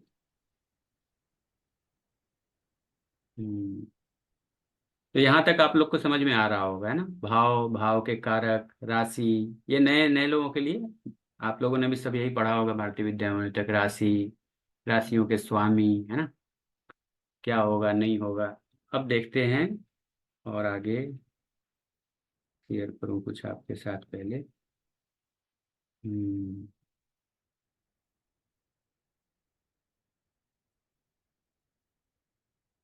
हाँ, अरूप जी लर्निंग एस्ट्रोलॉजी पे बाद में आएंगे कि आपको एस्ट्रोलॉजर कौन बनाता है, ठीक है ना। चलो अपना ब्लैंक चार्ट लेते हैं। अभी तक हमने भाव देख लिया, भाव के कारक देख लिया, राशि देख लिया, 9 प्लैनेट्स आपको पता है होते हैं, किस किस हाउस के, किस किस राशि के लॉर्ड होते हैं, ये देख लिया। अब हम देखते हैं, पूछते हैं राजयोग, धन योग, कितने राजयोग हैं, कितने धन योग हैं, हमें कितना पैसा होगा, हमारे पास कितना पैसा होगा, इन जनरल लोग ये पूछने आते हैं। तो आप देखो उसके धन की क्या स्थिति है, कितने धन योग उसकी कुंडली में बने हुए हैं, और जॉब वाले हैं तो लाइफ में हम कितने सक्सेसफुल होंगे, कितना रिच ऊपर तक जाएंगे, राइज करेंगे अपने करियर में। तो राजयोग देखो भी कितने हैं, ठीक है ना। तो इसका कॉम्बिनेशन हम कैसे देखते हैं, राजयोग और धन योग का किस कॉम्बिनेशन से बनता है, चलिए उसका विचार करते हैं। जैसे अभी तक आपने पढ़ा, ये जो है, ये 4 हाउसेस हैं, केंद्र हैं, ठीक है ना।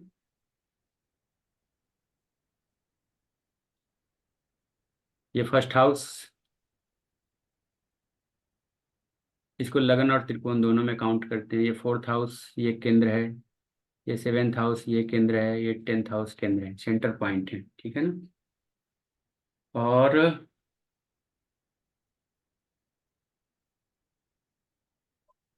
ये केंद्र है, और ये त्रिकोण भी है, ये त्रिकोण है, और ये त्रिकोण है। 159 त्रिकोण है, और 1 4 7 10 उसको केंद्र बोलते हैं। और जो फर्स्ट हाउस है, जो हमारा फर्स्ट हाउस है, ये वाला, ठीक है, इसको केंद्र और त्रिकोण दोनों में पॉइंट करते हैं। तो राजयोग का क्या है, आओ हम देखते हैं। इसको पहले हटा दूं। केंद्र त्रिकोण का आप लोग को समझ में आ रखा है ना अच्छे से। तो अगर केंद्र के स्वामी की कोई भी हो, अब यहाँ पे कोई भी प्लेनेट हो, उसको वहां की लॉर्डशिप मिल गई, मतलब वहां का लॉर्ड है, परमानेंट लॉर्ड की बात नहीं कर रहे हैं, कारक जिसको बोलते हैं, वहां का लॉर्ड है आपकी कुंडली में, 1 से लेकर 12 तक कोई भी लिखा हो सकता है लगन में, है ना। यहाँ पे 1 से लेकर 12 तक कुछ भी लिखा हो सकता है, तो त्रिकोण है। इसका स्वामी अगर केंद्र के स्वामी के साथ, ये रहा केंद्र, ये रहा केंद्र, और ये रहा केंद्र, ठीक है ना। इसका स्वामी अगर इन तीनों के साथ संबंध स्थापित करे, यहाँ का लॉर्ड और यहाँ के लॉर्ड आपस में, वन फर्स्ट हाउस और फोर्थ हाउस के लॉर्ड, त्रिकोण और केंद्र के स्वामी आपस में किसी भी तरीके से रिलेशन डेवलप कर लिए। रिलेशन 4-5 तरीके से डेवलप होता है। एक तो एक दूसरे के घर में जाके बैठ गए, आप मेरे घर में आके बैठ गए, मैं आपके घर में आके बैठ गया, तो ये रिलेशन हो गया। एक दूसरे के साथ बैठ गए, ये रिलेशन हो गया। एक दूसरे के आमने सामने बैठ गए, आमने सामने का मतलब हम एक दूसरे को देख पा रहे हैं, क्योंकि 3 प्लेनेट हैं, उनकी विशेष दृष्टियां हैं, अलग तरीके से भी देखते हैं, उसकी बात करेंगे। हम एक दूसरे को देख पा रहे हैं। चौथा है, एक के घर में जाके बैठ गया और दूसरा अपने उस घर को देख रहा है और उसमें बैठे हुए को भी देख रहा है, तो उसको भी मानते हैं कि संबंध स्थापित हो गया, इसकी भी बात करेंगे। तो यहाँ पे ये त्रिकोण का स्वामी केंद्र में, इसके साथ स्टेब्लिश हो गया 1 और 4th का संबंध, तो ये राजयोग कारक हो गया। जब इन दोनों की दशा अंतर दशा चलेगी, प्रॉमिस हो गया, कुंडली का योग हो गया, प्रॉमिस जिसको इंग्लिश में बोलते हैं तरुण जी, ठीक है ना। ये प्रॉमिस है कि जब इन दोनों की दशा अंतर दशा चलेगी तो आपकी जिंदगी में कुछ ना कुछ प्रोस्पेरिटी आएगी। क्या होता है ना, केंद्र जो होते हैं इसको पिलर बोलते हैं, विष्णु स्थान, जो आपके जीवन में अस्थायित्व लाते हैं, सेटल डाउन करते हैं आपको परमानेंटली, है ना, अस्थायित्व लाते हैं। और जो त्रिकोण के स्वामी हैं, अरे त्रिकोण के स्वामी हैं, वो लक्ष्मी स्थान कहे गए हैं। ये फर्स्ट हाउस है ना, ये 5th हाउस और ये 9th हाउस, त्रिकोण स्थान है, इनको लक्ष्मी स्थान कहे गए हैं, प्रोस्पेरिटी लाते हैं आपके जीवन में। तो जब भी विष्णु जी और लक्ष्मी जी का मिलन होता है, केंद्र और त्रिकोण के स्वामियों का मिलन होता है, तो राजयोग कहलाता है। मतलब ऐसी प्रोस्पेरिटी आपके जीवन में आएगी जो परमानेंट हो जाएगी, स्टेबल हो जाएगी। ये फर्स्ट और फोर्थ, फर्स्ट और 7th, त्रिकोण और केंद्र का संबंध राजयोग कारक हो गया, 1st और 10th, ठीक है ना, ये हो गया। अब क्या है, अभी 5th और 9th हाउस बच गए। तो जब यहाँ पे 4, 7, 10 से हम रिलेशनशिप एस्टेब्लिश कर रहे हैं, तब तो फर्स्ट हाउस को त्रिकोण में काउंट करते हैं। लेकिन जब हम, क्योंकि ये केंद्र और त्रिकोण दोनों है, ये आपको पता चल गया है, तो जब हम यहाँ 5th और 9th हाउस, जो कि दोनों त्रिकोण स्थान है, इससे फर्स्ट हाउस का रिलेशन एस्टेब्लिश करेंगे, तब हम उसको केंद्र में काउंट करेंगे, ठीक है ना। तब हम उसको केंद्र में काउंट करेंगे, और ये इसका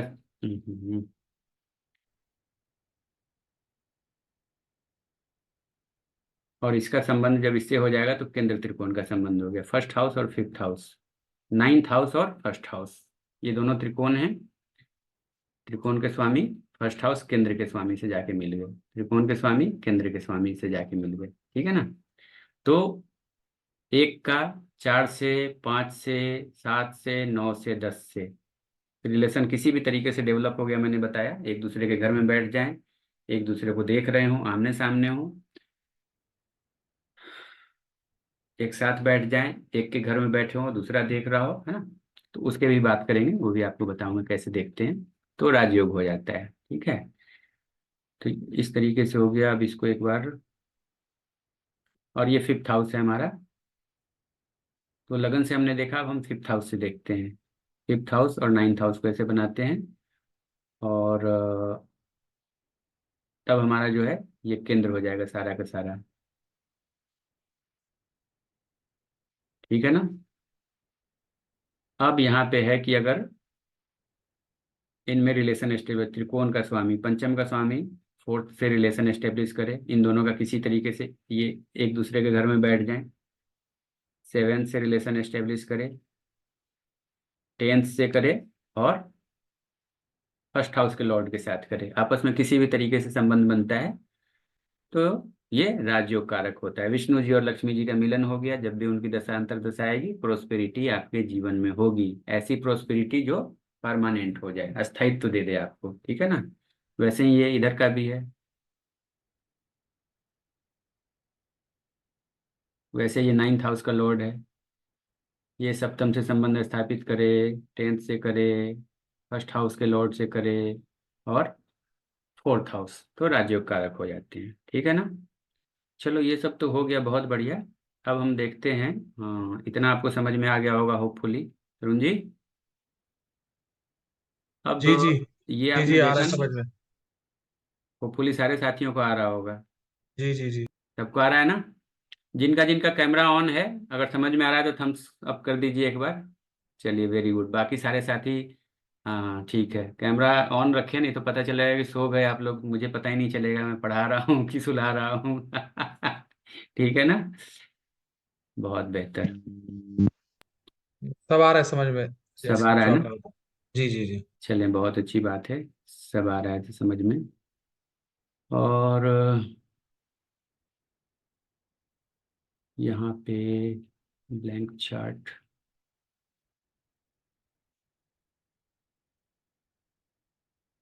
तरुण जी कुछ दिख रहा है, ये चार्ट एक नहीं दिख रहा नहीं, हो, अभी तो कोई नहीं दिख रहा। कुछ नहीं दिख लिस्ट रहा दिख है। रही है। अच्छा,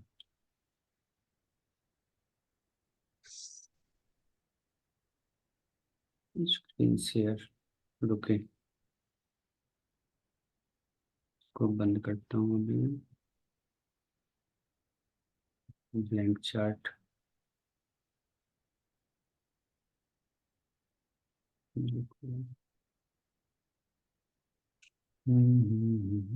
इतना तक समझ में आ रहा होगा होपफुली आप लोग को अच्छे से, क्योंकि मैं बड़े आराम आराम से समझा रहा हूँ, और मेरा थोड़ा सा समझाने का तरीका थोड़ा सा सरल रखता हूँ मैं, ताकि आप लोग को क्लियर हो चीजें। अंकित,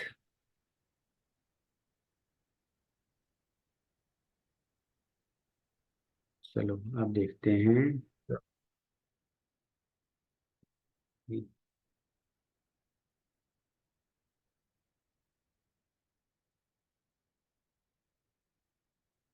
ये कुंडली है तरुण जी, दिख रहा जी। है ना। वृश्चिक लगन। वृश्चिक लगन की कुंडली है। सूर्य अभी लगन हम, में बैठा है। हाँ अभी हमने राजयोग देखा है, ठीक है ना।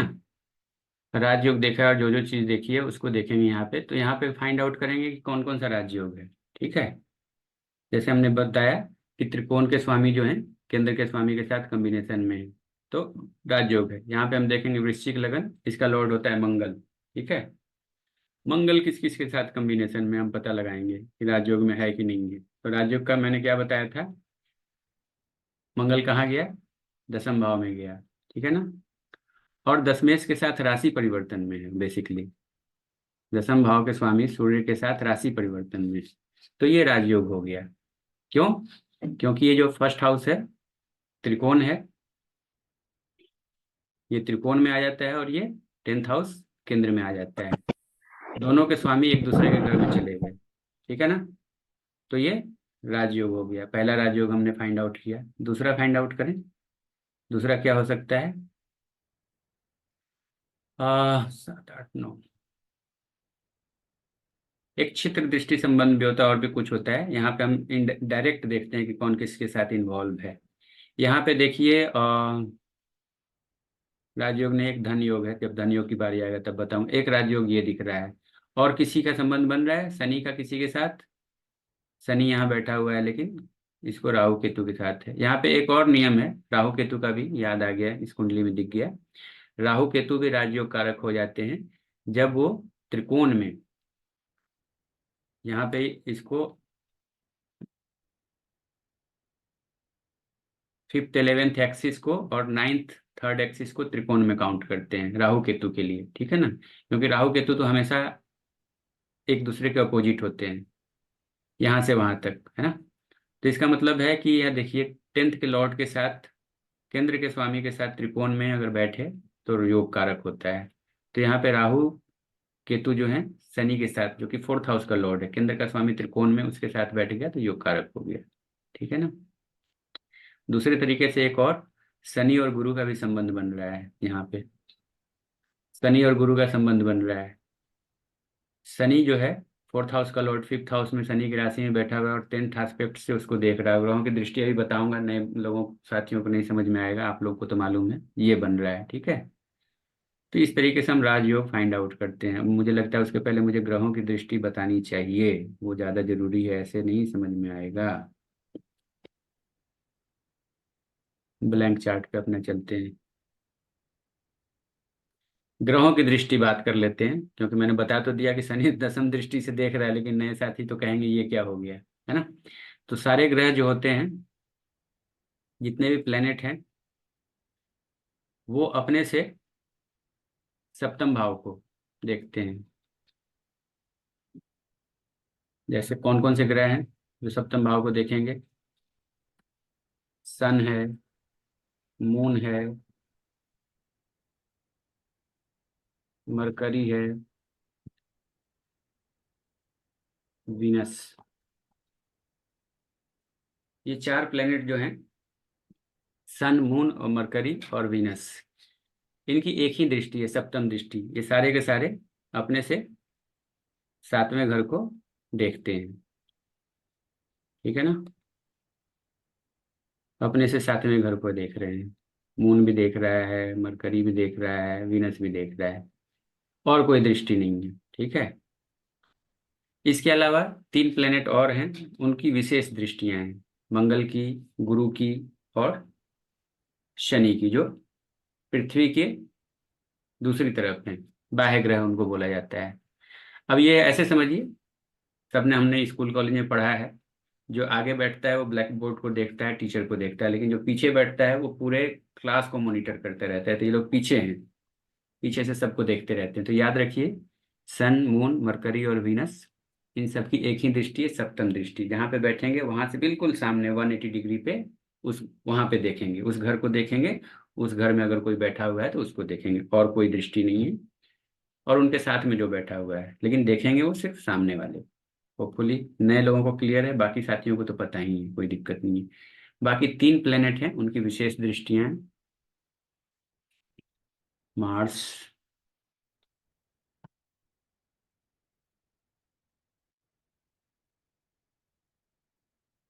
मंगल, इनकी 3 दृष्टि है, 3 जगह देखते हैं। एक तो क्लियर है, 7वें में सब देखते हैं, सप्तम भाव को सब देखते हैं। उसके उसके अलावा ये चतुर्थ भाव को देखते हैं, अपने से चौथे स्थान को, पहला, दूसरा, तीसरा और चौथे भाव को, सप्तम को, और अपने से 8वें को काउंट कर लीजिए। जहां बैठा है वहां से एक काउंट करेंगे, ठीक है ना। जहां बैठा है वहां से पहला काउंट करेंगे, पहला, दूसरा, तीसरा और ये चौथे घर को ये देख लिया, 5वां, छठे और ये 7वें घर को देख लिया, और ये 8वें घर को देख लिया। तो मंगल जहां बैठे हैं वहां से 3 घर को वो देखते हैं, 3 दृष्टि उनके पास होती है, ठीक है ना। वैसे ही जुपिटर की, जुपिटर जुपिटर को भी 3 दृष्टियां हैं। कौन कौन सी?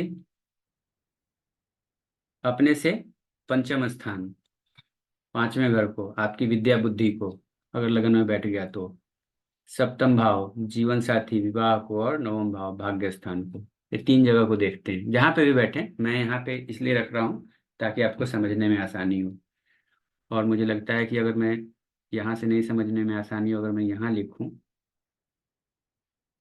तो मुझे लगता है आप लोग को ज़्यादा समझ में आएगा। जुपिटर वो हम यहाँ पे रख लें।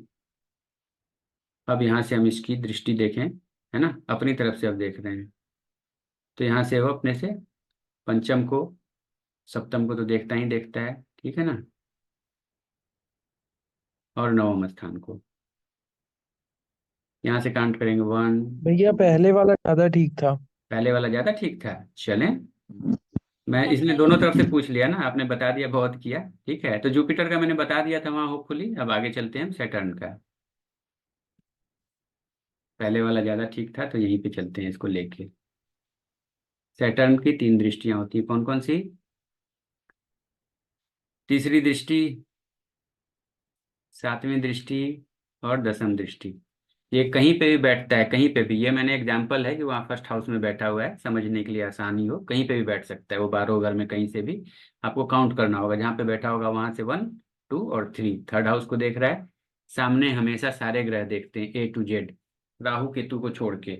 भारतीय विद्यावन में जहाँ हमने पढ़ा है, राहु केतु की दृष्टि को नहीं लेते हैं, लेकिन इसमें मतभेद है विद्वानों में। बहुत लोग लेते हैं, बहुत लोग नहीं लेते हैं। राव साहब नहीं लेते हैं, इसलिए मैं भी नहीं लेता हूँ। भारतीय विद्यावन के कोई नहीं लेते हैं, लेकिन बहुत भारतीय विद्यावन वाले भी लेते हैं, दृष्टि मान लेते हैं राहु केतु का, है ना। मैं पर्सनली नहीं मानता हूँ, और नहीं मानने के बावजूद मेरी जो है प्रिडिक्शंस काफी सही है। ऐसा नहीं है कि राहु उसको देख रहा है तो बड़ा दिक्कत हो गया, नहीं, कुछ अच्छा ही हो गया उस समय, है ना। तो यहाँ पे सर राहु की जो दृष्टि है मतलब सातवीं दृष्टि लेते हैं कि मतलब उसको भी नहीं, नहीं लेते हैं? दृष्टि नहीं होती है, वो राहु केतु का एक्सिस होता है। तो राहु और केतु जैसे बोलते हैं ना कि सांप है, सिर से लेकर पूंछ तक है, तो वो पूरा कॉम्बिनेशन आ जाता है। सप्तम भाव दृष्टि तो नहीं लेते हैं, लेकिन वो उसके लपेटे में आ ही गया ना, है ना। तो दृष्टि नहीं काउंट करते हैं, लेकिन राहु केतु की जब भी बात आएगी तो जहाँ राहु बैठा हुआ है और जहां तक केतु है, तो आमने सामने वाला उस कॉम्बिनेशन को बाय डिफॉल्ट लेते हैं, ठीक है ना। राहु केतु की दृष्टि नहीं है। 3 प्लैनेट बाह्य ग्रह जो पृथ्वी के पीछे हैं, मंगल, गुरु, शनि महाराज, उनकी स्पेशल दृष्टियां हैं सप्तम के अलावा। मंगल की चतुर्थ दृष्टि, सप्तम दृष्टि, अष्टम दृष्टि, ठीक है।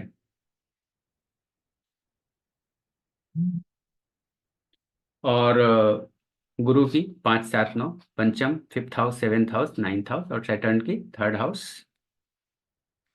7th हाउस और 10th हाउस, ठीक है ना। अब ये क्लियर हो गया, इससे पता चल जाएगा आपको कि क्या है, कैसे करते हैं। धन योग, केंद्र और त्रिकोण के स्वामी। अब फिर से यहाँ पे त्रिकोण आते हैं हम, त्रिकोण भाव। त्रिकोण के स्वामी ये हो गए, हमेशा आपको पता है। और धन भाव, रुको,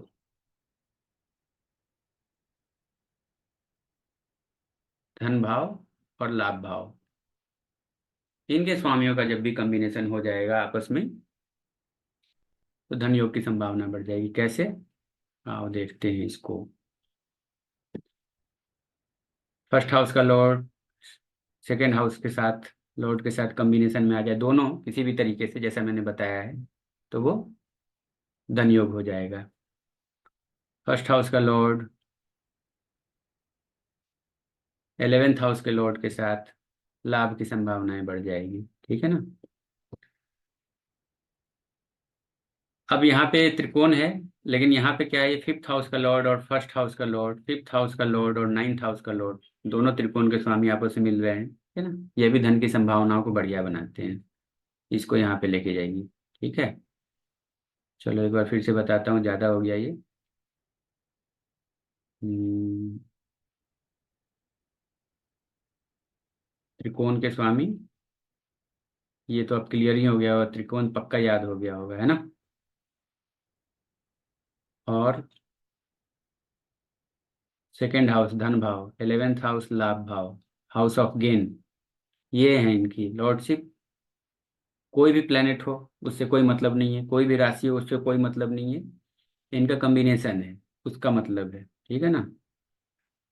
तो ये फर्स्ट हाउस का लॉर्ड सेकेंड हाउस में सेकेंड हाउस के लॉर्ड के साथ बैठ जाए, या सेकेंड हाउस का लॉर्ड फर्स्ट हाउस में इसके साथ बैठ जाए, दोनों कहीं बैठ जाए, तो धन की संभावनाएं हैं। कितना आएगा, किस तरीके से आएगा, वो सेकेंडरी इशू है, पहले ये है कि वो धन योग बन ही गया, ठीक है ना। फर्स्ट हाउस का लॉर्ड 11th हाउस के लॉर्ड, 11th हाउस का लॉर्ड फर्स्ट हाउस का लॉर्ड, तो धन योग बन गया। 5th हाउस का लॉर्ड इसके साथ जुड़ गया, धन योग बन गया। 5th हाउस का लॉर्ड इसके साथ जुड़ गया, धन योग बन गया। 9th हाउस का लॉर्ड भाग्य स्थान का स्वामी, धन भाव के स्वामी के साथ, तो भाग्य से धन की प्राप्ति, ठीक है ना। ये भाग्य से आय की प्राप्ति, ठीक है ना, इसका मतलब ये है, ये कॉम्बिनेशन है, ये इस तरीके से धन योग और राजयोग बनता है। चलो अब हम अपने ना चार्ट में देखते हैं क्या धन योग बन रहा है। कहाँ गया हमारा चार्ट,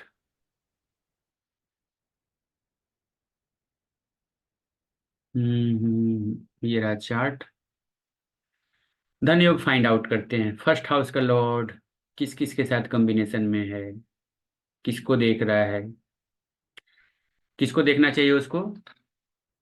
11th हाउस के लॉर्ड बुध को, और सेकंड हाउस के लॉर्ड गुरु के साथ रिलेशन में होना चाहिए, लगन के स्वामी की। हो रहा है? फर्स्ट हाउस का लॉर्ड न, बुध और गुरु कहाँ बैठे हुए हैं इसके? बड़े दूर बैठे हुए हैं। बुध और गुरु बैठे हुए हैं यहाँ पे, ठीक है ना। तो मंगल की कितनी दृष्टि है? 4। ज्यादा से ज्यादा कहाँ देखेगा? 1 2 3 4 यहाँ देख रहा है, 7th यहाँ देख रहा है, और 8th यहाँ देख रहा है। तो ये इसकी रीच से बाहर है, ठीक है ना, नहीं है। तो इसका मतलब इसके साथ नहीं बन रहा है, लेकिन इनडायरेक्टली देखोगे तो कहीं ना कहीं से बन रहा है। कैसे? गुरु और मंगल एक साथ बैठे हुए हैं, ठीक है, गुरु और बुध एक साथ बैठे हुए हैं। इसको हटाओ पहले एक बार। और तो ये बुध और मंगल के, चंद्रमा का भी बन रहा है। हाँ एक मिनट, अब हम देखते हैं इसके आएंगे। साथ तो नहीं बना। अब हम देखते हैं 5th हाउस का लॉर्ड, ठीक है। क्या उसका सेकंड हाउस के लॉर्ड 11th हाउस के लॉर्ड के साथ संबंध स्थापित हो रहा है? तो 5th हाउस का लॉर्ड जो है गुरु महाराज हैं, ठीक है, और वो गुरु और बुध जो है एक साथ यहाँ बैठे हुए हैं। 5th हाउस का लॉर्ड भी यहाँ बैठा हुआ है, और 11th हाउस का लॉर्ड भी यहाँ बैठा हुआ है, और वो 5th हाउस का लॉर्ड जो है सेकंड हाउस का भी लॉर्ड है, ठीक है ना। गुरु महाराज यहाँ के भी लॉर्ड हैं। 9th हाउस धन भाव का स्वामी, धन भाव में एक ये भी है। सेकंड हाउस 11th हाउस का कॉम्बिनेशन काफी अच्छा माना जाता है, धन योग बहुत बढ़िया माना जाता है, और उसमें बुद्धि भी शामिल हो गई। तो ये जो जिसकी कुंडली है, और उसका दिमाग ज्यादा से ज्यादा पैसा कैसे कमा लें, ज्यादा से ज्यादा पैसा कैसे कमा लें, इसी चक्कर में रहता है, ठीक है ना। ये एक बात है। अच्छा, तो ये देख लिए हम। और ये 4th 9th हाउस का लॉर्ड चंद्रमा, ठीक है ना, इसकी भी हम बात कर रहे थे। इसका किसके साथ कॉम्बिनेशन है?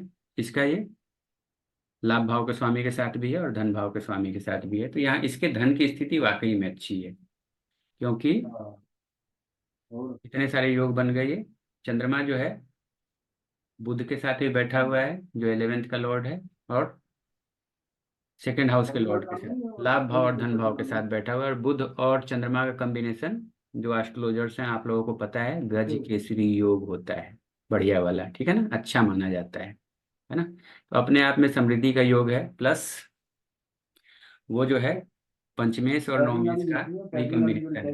उत्तम कोटि का धन योग है ये, ठीक है ना।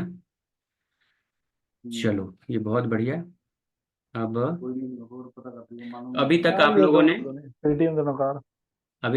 ने भाव के बारे में पढ़ा, किस भाव से किस किस चीज का विचार करते हैं वो पढ़ा, भाव के कारक के बारे में जाना, राशियों के बारे में जाना, राजयोग के बारे में जाना, धन योग के बारे में जाना, त्रिकोण के स्वामी शुभ फलदायक होते हैं, केंद्र के स्वामी का क्या योग है, त्रिशडाय वाले क्या करते हैं, ये जाना, ठीक है ना। इतनी सी चीजों को देखा है। तो अभी 1.5 घंटे हो गए हम लोगों को पढ़ते हुए, पढ़ाते हुए। मेरा तो पता नहीं, मैं तो सारी रात पढ़ा सकता हूँ, लेकिन आप लोग पता नहीं उतना पढ़ पाओगे कि नहीं पढ़ पाओगे, है ना। ये 2 घंटे का आज का सेशन था। तो ये पढ़ाने लिखाने का अभी मैं यहीं पे बंद करते हैं। अब हम लोग आपस में परिचर्चा करेंगे। तो मुझे ये बताइए कि सुरेंद्र जी, आप अपना माइक ऑन कीजिए, सुरेंद्र कुमार। क्योंकि जो एस्ट्रोलॉजर्स हैं उनसे मैं नहीं पूछूंगा, जो एस्ट्रोलॉजर्स नहीं हैं उनसे पूछूंगा। पलाश, सुरेंद्र, और कोई हैं? अरूप पूछ रहे थे। चलो, वो जो नहीं बोल रहे हैं, हाँ पलाश जी। जी भैया।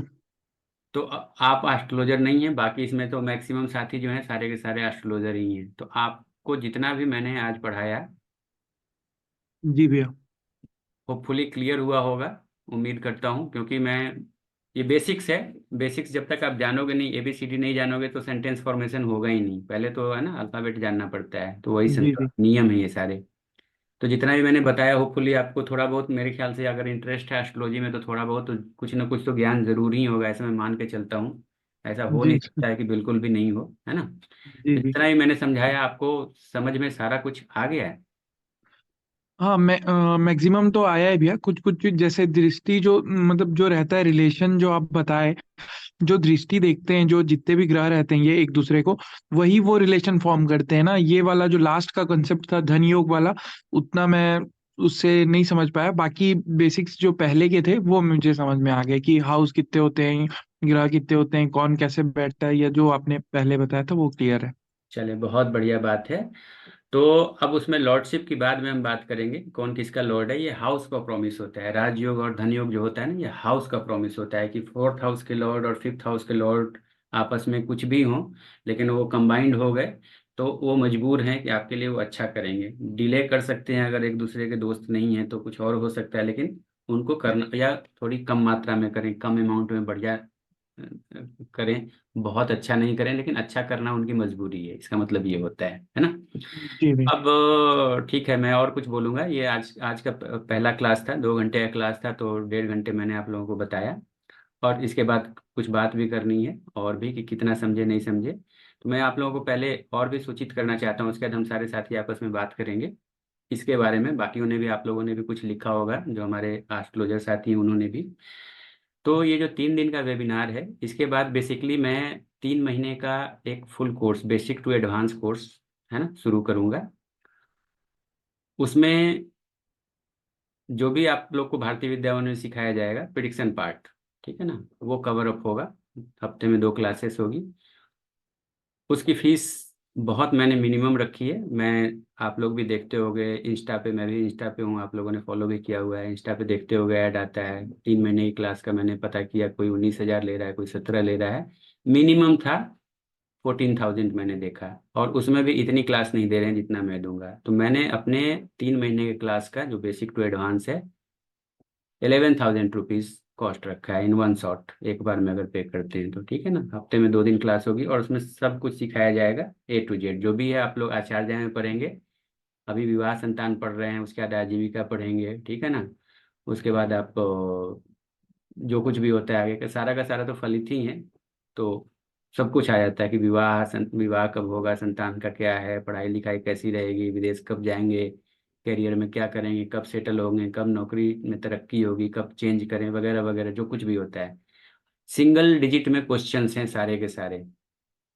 एस्ट्रोलॉजी में जब आप लगाओगे, सिंगल डिजिट में क्वेश्चन है कि विवाह कब होगा, ये पहला क्वेश्चन है। उससे रिलेटेड है वैवाहिक जीवन कैसा रहेगा, पत्नी कैसी मिलेगी, सपोर्ट करेगी कि नहीं करेगी, जिंदगी वैवाहिक अच्छा चलेगा कि नहीं रहेगा, उसमें कितने सरलता सुगमता आपस में प्यार रहेगा, या झगड़ा झंझट होता रहेगा, क्या सेपरेशन तक चला जाएगा, या ठीक ठाक ऐसे करके भी गुजर जाएगा। ये सब सेकेंडरी क्वेश्चन आ जाते हैं। पहला क्वेश्चन है विवाह कब होगा। उसके बाद है पत्नी कैसी होगी, या पति मेरा कैसा होगा, सपोर्ट करेगा नहीं। वैसे ही संतान कब होगी, कैसी होगी। आजकल बड़ा दिक्कत है, नॉर्मल डिलीवरी नहीं होती है, और बल्कि कंसीव ही नहीं हो पाता है लड़कियों के साथ। वो भी दिक्कत है, डॉक्टर भी बेवकूफ़ बनाते हैं। ऐसे ही मेरे को याद आ गया, एक मैरिड लड़की ने मेरे से पूछा था कि सर मेरा बच्चा नहीं हो रहा है, और डॉक्टर ने बोला है कि क्या बोलते हैं उसको, आर्टिफिशियली कुछ करने के लिए, है ना। IVF। हाँ, IVF बोला था। तो मैं उसकी कुंडली देखी, वो हिमाचल देहरादून की, किसी रेफरेंस से आई थी, आपके जैसे रेफरेंस से। तो मैंने कहा देखो, दिक्कत तो है, लेकिन आप इसको ट्रीटमेंट लो, IVF पे अभी जाने की जरूरत नहीं है। 2 साल के बाद का योग बन रहा है, आपका संतान होगा, है ना। तो अभी पीछे उसका फोन आया था, मैंने कहा आप IVF में मत जाओ, उसमें एक तो पैसा भी बहुत है, और उसका श्योरिटी नहीं है, गारंटी नहीं है, वो फेल कर जाता है। तो अभी उसका फोन आया, उसको बच्चा हुआ है, बोले कि सर आपने बताया था और हम गए नहीं, और अब मुझे हुआ है। तो वो प्रॉमिस पता चल जाता है कुंडली देख के। कुंडली देख के मैं आपको कुंडली एक दो दिखाऊंगा अभी। जैसे शादी की प्रॉमिस नहीं है उसकी कुंडली में, एक लड़की है बेचारी, पूछने आती है मेरे से बार बार। तो निगेटिव एस्ट्रोलॉजी कभी नहीं करनी। मुझे उसकी कुंडली देख के मालूम है कि इस जन्म में इसकी शादी नहीं होगी, लेकिन मैं बोलता हूँ उसको, नहीं नहीं आप कोशिश करो, होगी। डॉक्टर के पास आप जाओगे बीमार होके, बोलेगा नहीं तुम मरने वाले हो, तो फिर आपका क्या होगा, है ना। तो हम एस्ट्रोलॉजर्स को थोड़ा सा ना पॉजिटिव एस्ट्रोलॉजी करनी चाहिए, क्योंकि ऊपर भगवान है, हमसे ऊपर है। हम नियम देख रहे हैं, लेकिन उसका आशीर्वाद कब हो जाए कौन जाने, है ना। तो एक तो क्या है कि जो 3 महीने का जो कोर्स रहेगा, उसमें आपको सर्टिफिकेट दिया जाएगा, और गवर्नमेंट रिकॉग्नाइज इंस्टीट्यूट से है वो, ठीक है। उसके अलावा, जैसे आप लोगों को मालूम है, मेरे बहुत सारे स्टूडेंट्स डिफरेंट एस्ट्रोलॉजिकल प्लेटफॉर्म पे काम कर रहे हैं। मैं आपको जितने भी एस्ट्रोलॉजी सिखा रहे हैं ऑनलाइन ना, सिखा के बस आपको छोड़ देते हैं, पैसे लिए सिखाया, बाकी आप जानो क्या करोगे। लेकिन मेरे साथ वैसा नहीं है। अगर कोई साथी अर्न करना चाहता है कोई, तो मैं उसके लिए प्लेटफॉर्म का बंदोबस्त भी कर देता हूँ। तो वो एक एडेड एडवांटेज है आप लोगों के लिए। उस पे अगर जिस किसी भी साथी को, अभी 2 दिन हमारा और वेबिनार ये चलेगा, उसमें और काफ़ी कुछ आप लोग सीखेंगे। आज जितना भी सीखा है उससे आगे हम एडवांस चलेंगे। और हमारी जो है ये जो कुंडली है, यही कुंडली रहेगी, एग्जाम्पल कुंडली। इसी पे जो कुछ भी हम सीखेंगे उसको देखेंगे। जैसे देखा कि राजयोग उसमें कितने थे, राजयोग 1 मिला, धनयोग बहुत सारे मिल गए, तो पैसे की स्थिति इसकी काफ़ी अच्छी रहेगी। तो ऐसे करके देखेंगे। तो जो भी साथी इंटरेस्टेड हों 3 महीने के कोर्स के इनरोलमेंट के लिए, मुझे पर्सनल आप व्हाट्सएप कर सकते हो, ठीक है ना। फिर हम उस पर बात कर सकते हैं। बाकी अभी ये बताएं, अभी तक जो कुछ भी आज जो पढ़ा है उसमें क्या समझ में आया और क्या नहीं समझ में आया। किसी को कोई डाउट है तो आप हैंड रेज करिए, ठीक है ना। मैं नाम लेके बोलूंगा, फिर आप पूछ सकते हैं किसी को भी कुछ भी अगर डाउट हो तो। भारतीय विद्यावन वाले साथियों को तो मुझे लगता नहीं है किसी को कोई डाउट होगा, जो सीनियर हो चुके हैं, है ना। उनको, क्योंकि ये बहुत बेसिक चीज़ें, नियम है, आप लोगों को खूब पढ़ाया है पिछले 6 महीने में, याद कराया, और आप लोगों ने एग्जाम भी दिया है ना जूनियर अलंकार का। तो उसके बाद सीनियर में आए। तो ये बेसिक्स हमेशा आपको, ये आप समझ लीजिए कि मकान का नींव है। जब भी आप प्रिडिक्शन करोगे ना, आपको बेसिक पे जाके नियम जाके देखना होगा। क्योंकि अगर प्रिडिक्शन हम कर रहे हैं वो बिल्डिंग का टॉप है, अगर आपका नींव मजबूत नहीं है, प्लेटफॉर्म कमजोर है ना, तो बिल्डिंग धराशायी हो जाएगी, आपका प्रिडिक्शन रॉन्ग हो जाएगा। तो हमेशा नियम के हिसाब से चलें। मतलब रिंग रोड पे आप गाड़ी चला रहे हैं, रेड लाइट आ गया तो रुक जाओ, आगे बढ़ोगे तो एक्सीडेंट हो जाएगा, ग्रीन लाइट है तो चलते रहो। तो नियम है ना, ट्रैफिक का नियम है। तो एस्ट्रोलॉजी का नियम है, क्योंकि ये कंप्लीट साइंस है कि इनपुट ये है तो आउटपुट ये होगा मैक्सिमम कॉम्बिनेशन में। बाकी उसके ऊपर तो फिर भगवान कुछ भी करे, है ना। लेकिन नियम के अनुसार चलोगे तो काफ़ी सही और सटीक प्रिडिक्शन आप लोग कर पाओगे, है ना। सुरेंद्र जी, आपको कुछ पूछना है? सुरेंद्र कुमार, सुरेंद्र कुमार म्यूट है। तरुण जी, जी। जी बताएं कुछ, क्या कुछ कुछ कुछ नहीं पूछना मुझे हो? तो नहीं मुझे तो नहीं कुछ पूछना। सारा कुछ क्लियर है आपको? आप तो हाँ वैसे अभी भी तक तो इतना तो सब क्लियर है, लास्ट बहुत, सेमेस्टर का ही। हाँ, नहीं, आपने भी खूब पढ़ाई करी है ना, और सबको पढ़ाया भी काफ़ी है अपने साथियों को, है ना। हाँ सब पढ़ते रहते हैं आपस में मिलके। बहुत बढ़िया बात है, ऐसे ग्रुप बना के पढ़ते रहना चाहिए। चोरी छुपे पढ़ेंगे कि मैं टॉप कर जाऊं, मैं गोल्ड मेडल ले लूं, है ना, तो वो नहीं सीख सकते हैं। वो फिर गोल्ड मेडल ही हो जाता है। मैं भी जब पढ़ता था तो मेरा भी यही रहता था कि मैं ही टॉप करूंगा, और मैं तो बोल भी दिया था कि टॉप मैं ही करूंगा, तुम लोग सेकंड और थर्ड के लिए देखो एडवांस में। इस बात पे लड़ने लगे थे कि आप ऐसे कैसे बोल सकते हो। मैंने कहा बोल दिया तो बोल दिया, पढ़ के ले लो, रोका किसने है, कुश्ती तो खेलना नहीं है ना। तो समय समय की बात होती है, उस समय आपको लगता है कि हम बड़े डॉन हैं, अहंकार रहता है, मिथ्या है, ये सब कुछ नहीं है। लेकिन फिर भी एज का भी तो फर्क पड़ता है ना, क्या करोगे, है ना। तो ये सब तो बातें हैं। और तो अभी तक हमने क्या क्या देखा, मैं जरा देख लूँ। भाव एक तो हमने पूरा देख लिया, भाव के कारक देख लिए, किस भाव से क्या देखते हैं वो देख लिया, राशि देख लिया। राशि का नंबर याद रखना है, जो नए जुड़े हुए हैं, जो एस्ट्रोलॉजर्स नहीं है उनके लिए खासकर आप नंबर से याद रखिएगा, लिख के प्रैक्टिस कीजिएगा। ये जो आज का सेशन का जो ये है हम लोग का, इसकी रिकॉर्डिंग मैं यूट्यूब पे डाल दूंगा, कल आपको मिल जाएगा, ठीक है ना। तो मेरे यूट्यूब चैनल पे आप इसको जब भी चाहें, कुछ डाउट्स हो कुछ भी हो, वहाँ पे चेकआउट कर सकते हैं, कोई दिक्कत की बात नहीं है। प्लैनेट्स का ज़्यादा कुछ देखा नहीं हमने। प्लैनेट्स का कल हम देखेंगे, उच्च के ग्रह, नीच के ग्रह, मूल त्रिकोण राशि, स्वराशि, अस्त हो जाना, ठीक है ना, नैसर्गिक मित्रता क्या क्या होती है, उसके आधार पे ये सब चलता है, ठीक है। धन योग राजयोग हमने देखा। और एक दो रह गया, चलो वो भी कल करेंगे। जैसे केंद्र अधिपति दोष है, उसके बारे में काफ़ी बात होती है, तो उसके बारे में फिर हम कल बात करेंगे। नीच भंग क्या होता है, जब हम ऊंच नीच की बात करेंगे तो नीच भंग राजयोग हो जाता है। 90% केस में जो प्लेनेट नीच का होता है, लगभग उसकी नीचता भंग हो ही जाती है, नियम के आधार पर कोई ना कोई नियम उस पर लग ही जाता है, ठीक है ना। तो ये सब बातें हैं। अब आप लोग कुछ बोलिए, क्योंकि लगभग एक लगभग मेरा क्वेश्चन एक एक है कि जैसे आपने ये बताया था अपना राजयोग और धन योग, जी, तो ये तीन प्रकार से बन सकते हैं, एक तो युति हो जाए, या राशि परिवर्तन हो जाए, या दृष्टि संबंध हो जाए। 5 प्रकार से बन सकते हैं। अच्छा, और दो दो क्या है?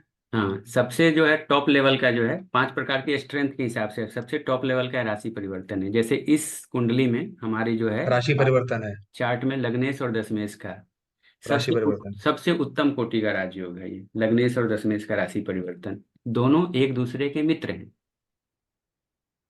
ये याद रखने की जरूरत है कि राजयोग बना, लेकिन अब उस राजयोग का फलित कितना होगा। लेकिन यहाँ पे सूर्य और मंगल दोनों एक दूसरे के मित्र हैं, तो दो मित्र एक साथ अगर काम कर रहे हैं तो एक्सेलेंट करेंगे। लेकिन मान लो दोनों एक दूसरे के मित्र नहीं है, मान लो लग्नेश मंगल है और दशमेश शनि है, वो दोनों का राशि परिवर्तन हो गया, है ना। हम्म। उन दोनों का राशि परिवर्तन हो गया तो लग्नेश मंगल जो है शनि को न्यूट्रल मानता है, लेकिन शनि उसको अपना शत्रु मानता शत्रु मानता है। है ना। तो जब इनकी दशा अंतर्दशा चलेगी, मंगल में शनि की या शनि में मंगल की, तो प्रॉमिस तो फुलफिल होगी, उसको होना ही पड़ेगा, बूम आएगा। लेकिन क्या है, शनि महाराज हैं, डिले करेंगे, थोड़ा सा लटकाने का कोशिश करेंगे, है ना। Name of my YouTube channel learn मैं लिंक शेयर कर एस्ट्रोलॉजी दूंगा। इजली। हाँ, मैं लिंक शेयर शेयर कर कर दूंगा लिंक, राहुल। देंगे, लिंक शेयर कर देंगे, लर्न एस्ट्रोलॉजी इजली, है ना। और मैं इंस्टा पे भी हूँ, इंस्टा आईडी मेरा बहुत सिंपल है, astro.mayank, MAYAN उस पर मैं छोटे छोटे ना रील्स डालता रहता हूँ, 1-1 मिनट के। आप लोगों के काफ़ी काम आएगा। फर्स्ट हाउस का लॉर्ड क्या बताएगा, लग्नेश क्या है, लग्नेश अगर सेकंड हाउस में गया तो वहाँ क्या करेगा, थर्ड हाउस में गया तो क्या करेगा, फोर्थ, ऐसे करके मैंने कुछ कुछ बना रखे हैं। अब ये जरा आप लोगों के साथ 3 दिन के बाद थोड़ा सा फ्री हो जाऊं, फिर मैं उसमें शुरू करूंगा। और यूट्यूब के लिए भी मैं फिर वीडियो, एजुकेशनल वीडियो बनाऊंगा काफ़ी। एक तो मैंने ये बना रखा है, आपने देखा सर भी होगा। बीटीएस का भी कोई सूत्र बता दीजिए। किस चीज़ का? Birth time rectification. Birth time ratification पे अभी नहीं जाइए, अभी ना सिलसिलेवार चलिए, लिफ्ट मतलब से एक मत, महल, हाँ। ये लिफ्ट से नहीं जाइए, ये बता सीढ़ी। दीजिए, जो 5 तरीके से आपने बताई योग बनते हाँ, हैं, मैं ये बता, पहला राशि परिवर्तन हो गया। सीढ़ी सीढ़ी सीढ़ी से चढ़िए। मैं आपको एक बार दिखाने का कोशिश करता हूँ, अगर यहाँ पे है तो। हमें तो 3 ही बताए गए जहां तक मुझे याद रुक जाए, मैं बताता हूँ आपको। हम्म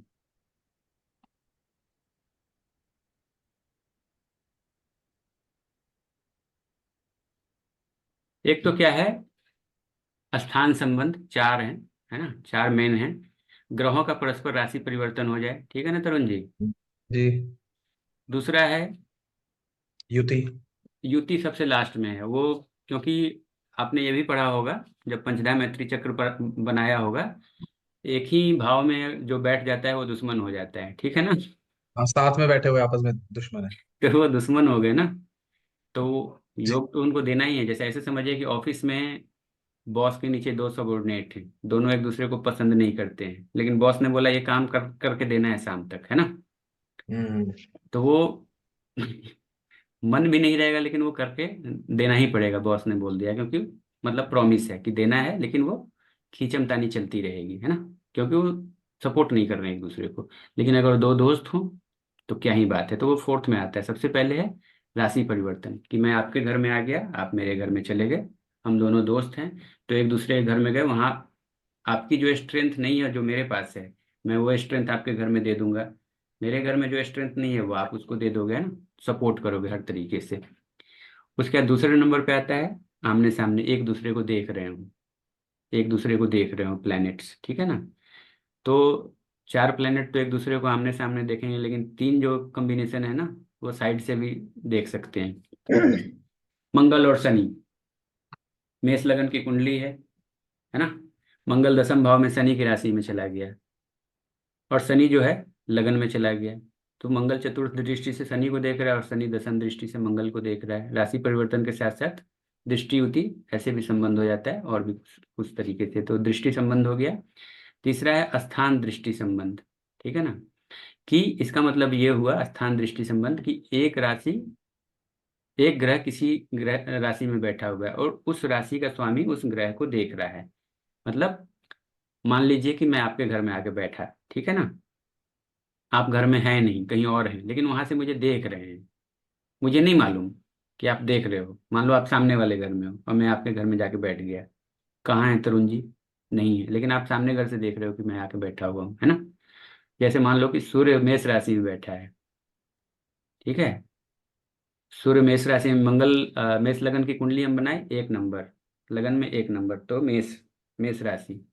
पंचम का स्वामी सूर्य बैठ गया लगन में, सही है ना। तो त्रिकोण का स्वामी केंद्र में चला गया, वैसे राजयोग कारक हुआ, और मंगल 10वें भाव में बैठा हुआ है, वहां से चतुर्थ दृष्टि से उसको देख रहा है, ठीक है ना। या छठे भाव में बैठा हुआ है, वहां से अष्टम दृष्टि से उसको देख रहा है। तो ये स्थान दृष्टि संबंध, एक के स्थान में बैठा हुआ है और स्थान का स्वामी उसको देख रहा है, ये हो गया। चौथा है युति, एक ही राशि में 2 ग्रह स्थित हो, ठीक है ना। ये है कहानी। तो होपफुली आपको समझ में आ गया होगा, ये 4 तरीके से है। चिंता नहीं कीजिए, आप लोगों को नोट्स दे दूंगा मैं, बहुत ज़्यादा जिनको एग्जाम देना है ना उनको चिंता करने की ज़रूरत नहीं है। ठीक है। और किसी को कोई क्वेश्चन, कोई साथी का?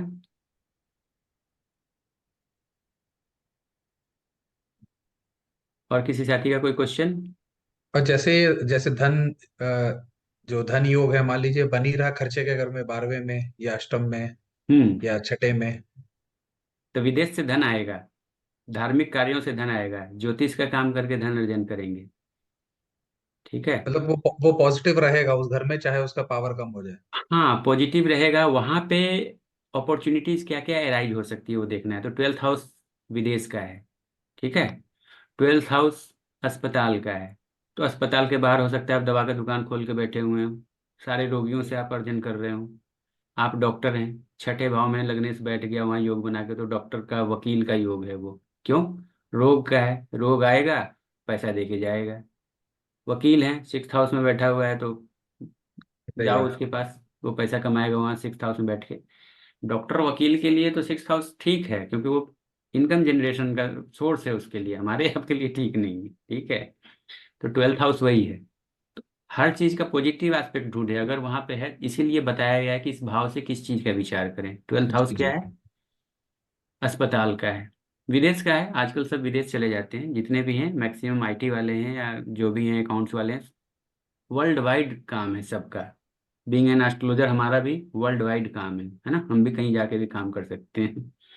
तो 12th हाउस में बन गया, तो विदेश जाने की संभावना है। 10th हाउस का लॉर्ड वहां चला गया, 12th हाउस में, तो करियर के लिए बाहर जाएगा। बस। नियम तो यही है कि जन्म स्थान से बाहर जाएगा, लेकिन अगर वो बोलता है, सामने आके बोल रहा है कि सर मैं आईटी का हूँ और मेरे को इतने साल का एक्सपीरियंस है, मैं बाहर जाना चाहता हूँ, तो एक पता चल गया कि उसकी इच्छा है बाहर जाने की, प्लस उसकी योग्यता भी है। यही है ना, देश काल पात्र का विचार करना है कि वो योग्य भी है, उसकी इच्छा भी है कि मुझे जाना भी है, उसकी योग्यता भी है, और उसके स्ट्रेंथ के लोग गए भी हुए हैं। तब आप उसकी कुंडली में देखो योग कब बन रहा है, आप बता दो देख के कि तुम कोशिश कर रहे हो, लेकिन 2 साल के बाद योग बन रहा है, 1.5 साल के बाद योग बन रहा है, कोशिश करो हो जाएगा, ठीक है ना। अभी क्या है, आईटी में मतलब कह रहे हैं कि सब बड़ा गिरावट है, जॉब नहीं मिल रही, नहीं मिल रही है। मेरी एक है साथी, तो गुड़गांव में रहती है और आईटी में ही है। तो उसका भी कुछ योग चल रहा था पिछले साल से, अक्टूबर से। मैंने कहा बेटा अब इंटरव्यू दो, बैक टू बैक, इतने महीने तक का है और बढ़िया नौकरी मिलेगी, पैसे वाली नौकरी मिलेगी। तो उसने इंटरव्यू दिया। आईटी में सब रो रहे हैं, किसी को जॉब नहीं मिलती। उसका शर्त है मुझे गुड़गांव में ही जॉब चाहिए, दिल्ली भी नहीं करूंगी मैं, है ना। बैक टू बैक उसने 11 इंटरव्यू दिए, 11 के 11 इंटरव्यू क्लियर किए। गुड़गांव के पोजीशन के लिए 17 लाख के पैकेज पे थी, 28 लाख पे फाइनली उसने ज्वाइन किया। मैंने कहा हर महीने, कई सर मेरा हो गया। मैंने कहा फिर इंटरव्यू दो आगे, और मैंने कहा इसका हो गया ना, अब मांगो इनसे 25। नहीं सर इतना नहीं मिलता है। मैंने कहा मिलता नहीं, मिल गया ना, अब तुम बढ़ा के मांगो कि मेरे पास ये ऑफर लेटर है, आप दो तो मैं आती हूँ। तो 22 हुआ, 22 से 24 हुआ, 24 से 25 हुआ, 25 से 27 हुआ, 27 से 28 पे। मैंने कहा बढ़ाते जाओ, क्योंकि इतना मिनिमम मिला हुआ है, अगर आपकी दशाएं अच्छी चल रही है एकदम निकलते चले जाओ। अभी मेरा एक और एक और दोस्त है, कल उसका फोन आया, बहुत क्लोज फ्रेंड है, आप लोग गूगल पे भी सर्च करोगे तो मिल जाएगा, काफ़ी हाई प्रोफाइल है।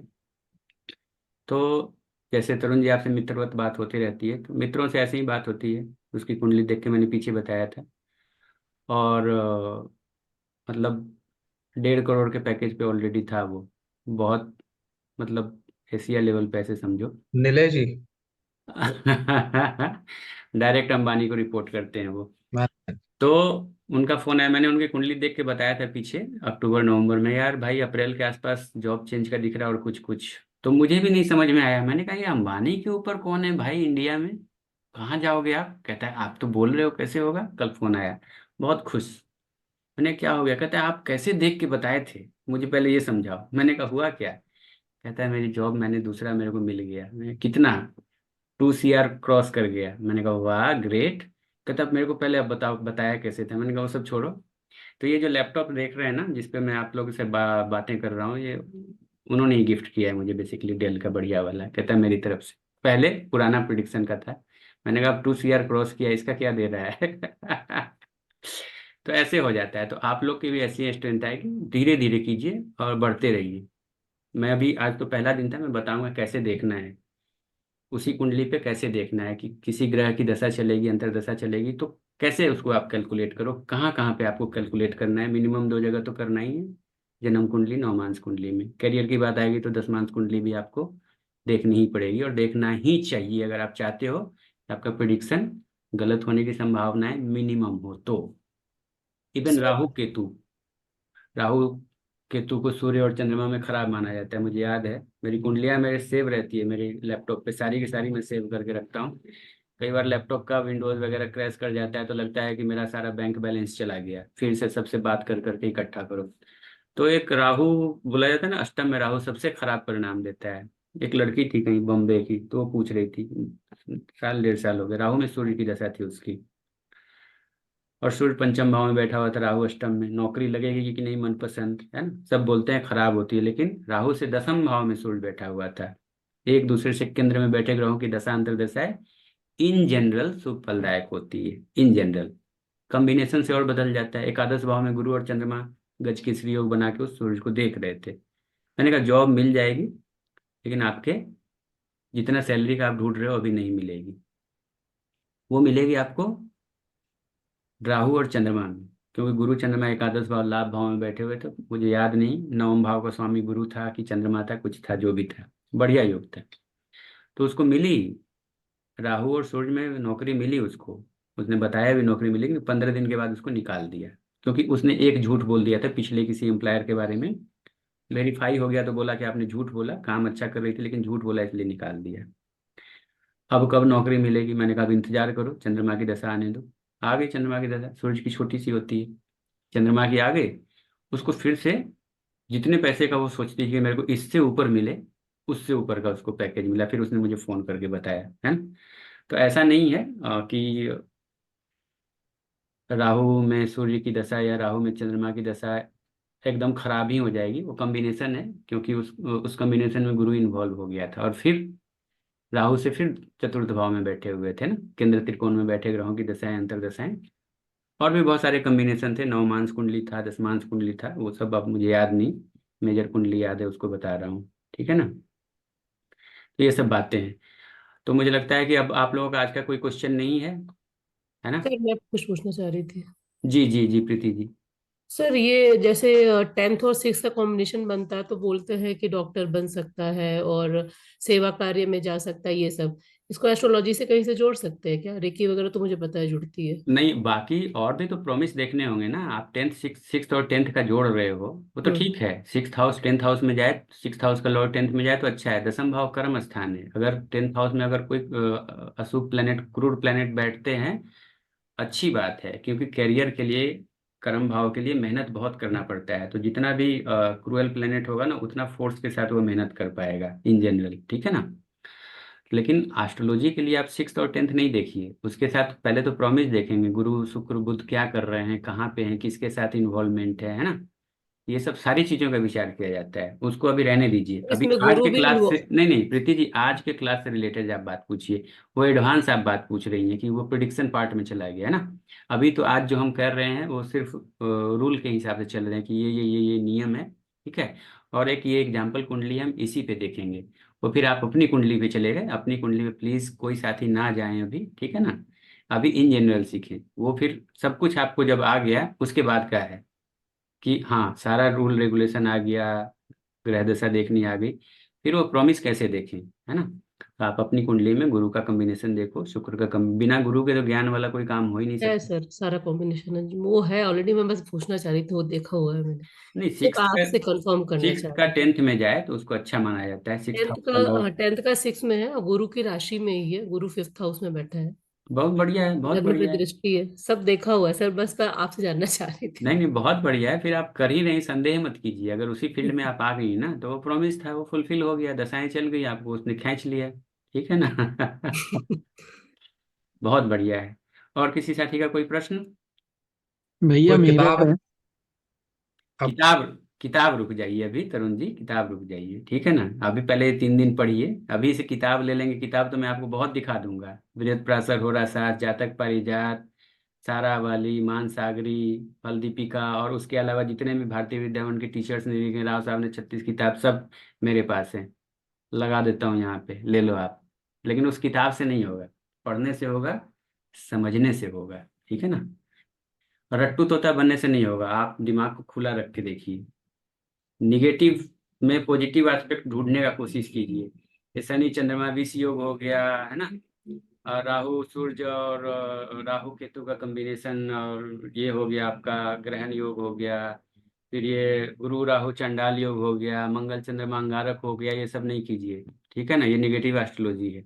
उसका पॉजिटिव एस्पेक्ट्स क्या है? मंगल चंद्रमा उत्तम कोटि का धन योग है, आदमी को एग्रेसिव बनाता है, पक्की बात है। चंद्रमा मन है, राहु और मंगल जो है एग्रेशन है, तुरंत उसको गुस्सा आ जाएगा, है ना?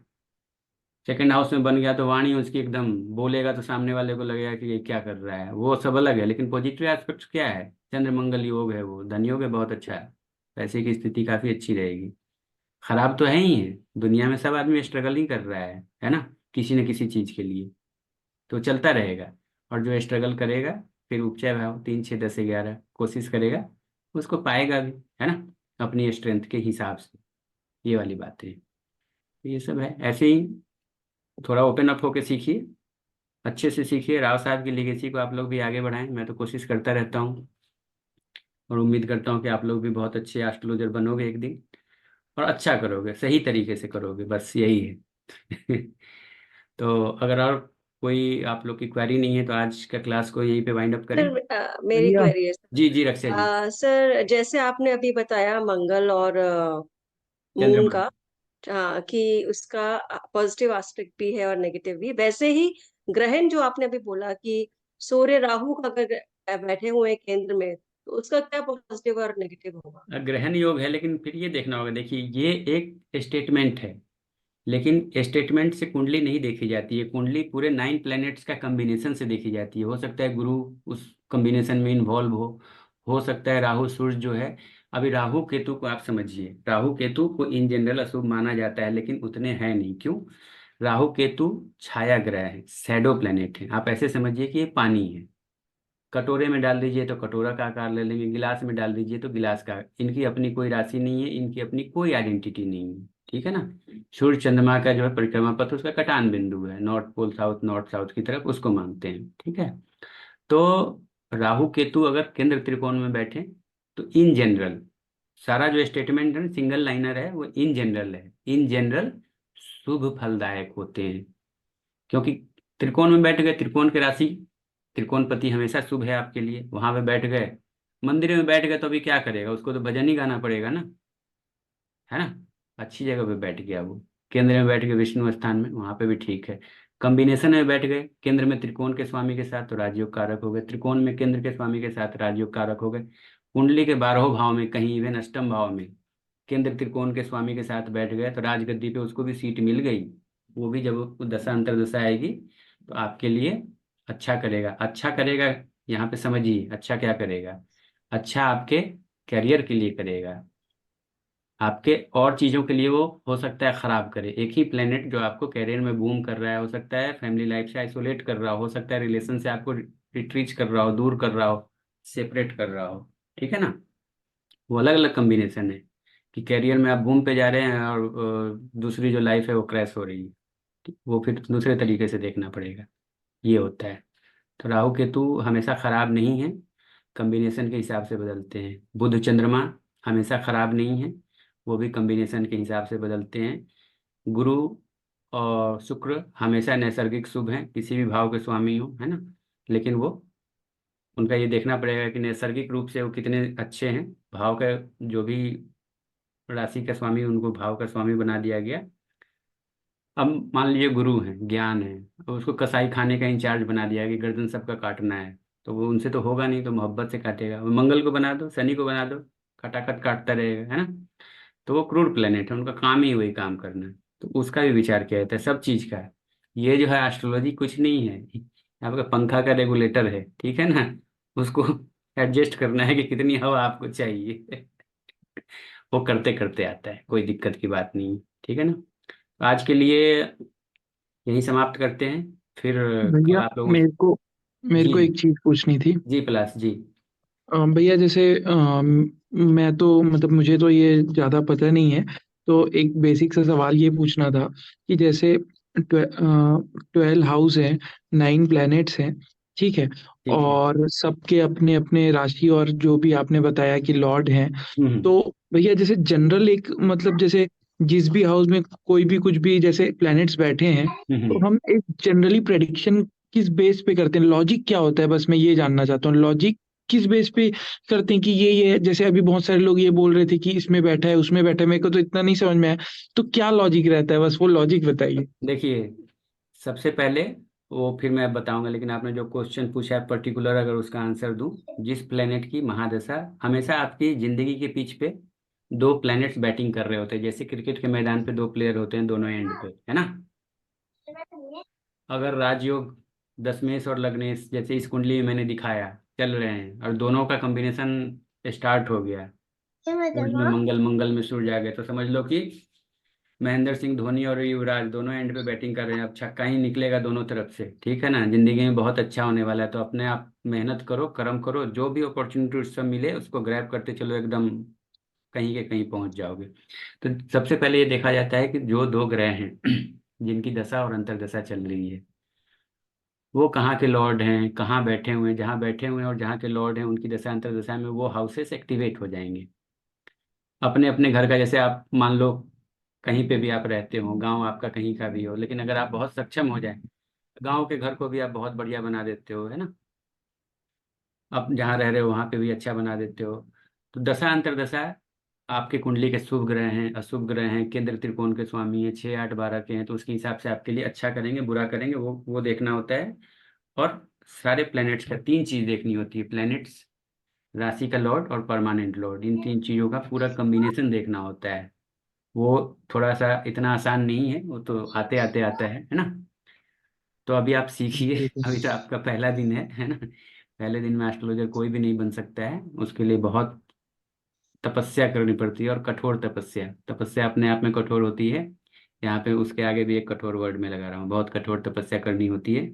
उसके बाद भी कई बार आप श्योर नहीं हो पाते हो कि जो आप प्रिडिक्शन दे रहे हो वो सही है, ठीक है ना। तो ऐसे चलता है, लेकिन अभ्यास आप करते रहिए, आगे बढ़ते रहिए, किसी भी रफ्तार से बढ़िए, लेकिन आगे बढ़िए बस।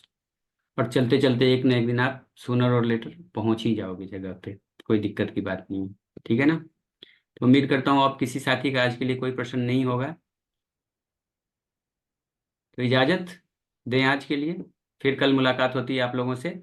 और जो साथी इंटरेस्टेड हों, वो जो मेरा बेसिक्स टू एडवांस 3 महीने का जो एस्ट्रोलॉजी का कोर्स है, तो मुझे पर्सनली आप लोग व्हाट्सएप कर सकते हैं, ठीक है ना।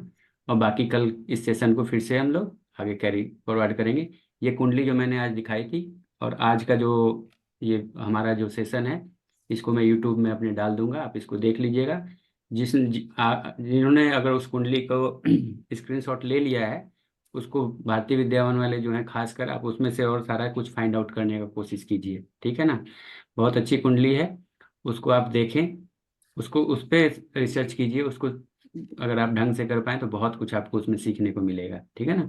बाकी तो हम कल और परसों फिर उस कुंडली पे परिचर्चा करेंगे, और परसों उस कुंडली का पूरा पोस्टमार्टम करेंगे कि क्या स्ट्रेंथ है और क्या क्या इसके जीवन में कब कब हो सकता है, अच्छा अच्छा या बुरा बुरा, ठीक है ना। आज के लिए इतना ही, इजाज़त दीजिए। बहुत अच्छा लगा आप लोगों के साथ, उम्मीद करता हूँ आप लोगों को भी अच्छा लगा होगा मेरे साथ। कल फिर मिलते हैं इन्हीं शुभकामनाओं के साथ। गुड नाइट, नमस्कार। Thank you all. धन्यवाद सर, नमस्कार सर। Thank you sir.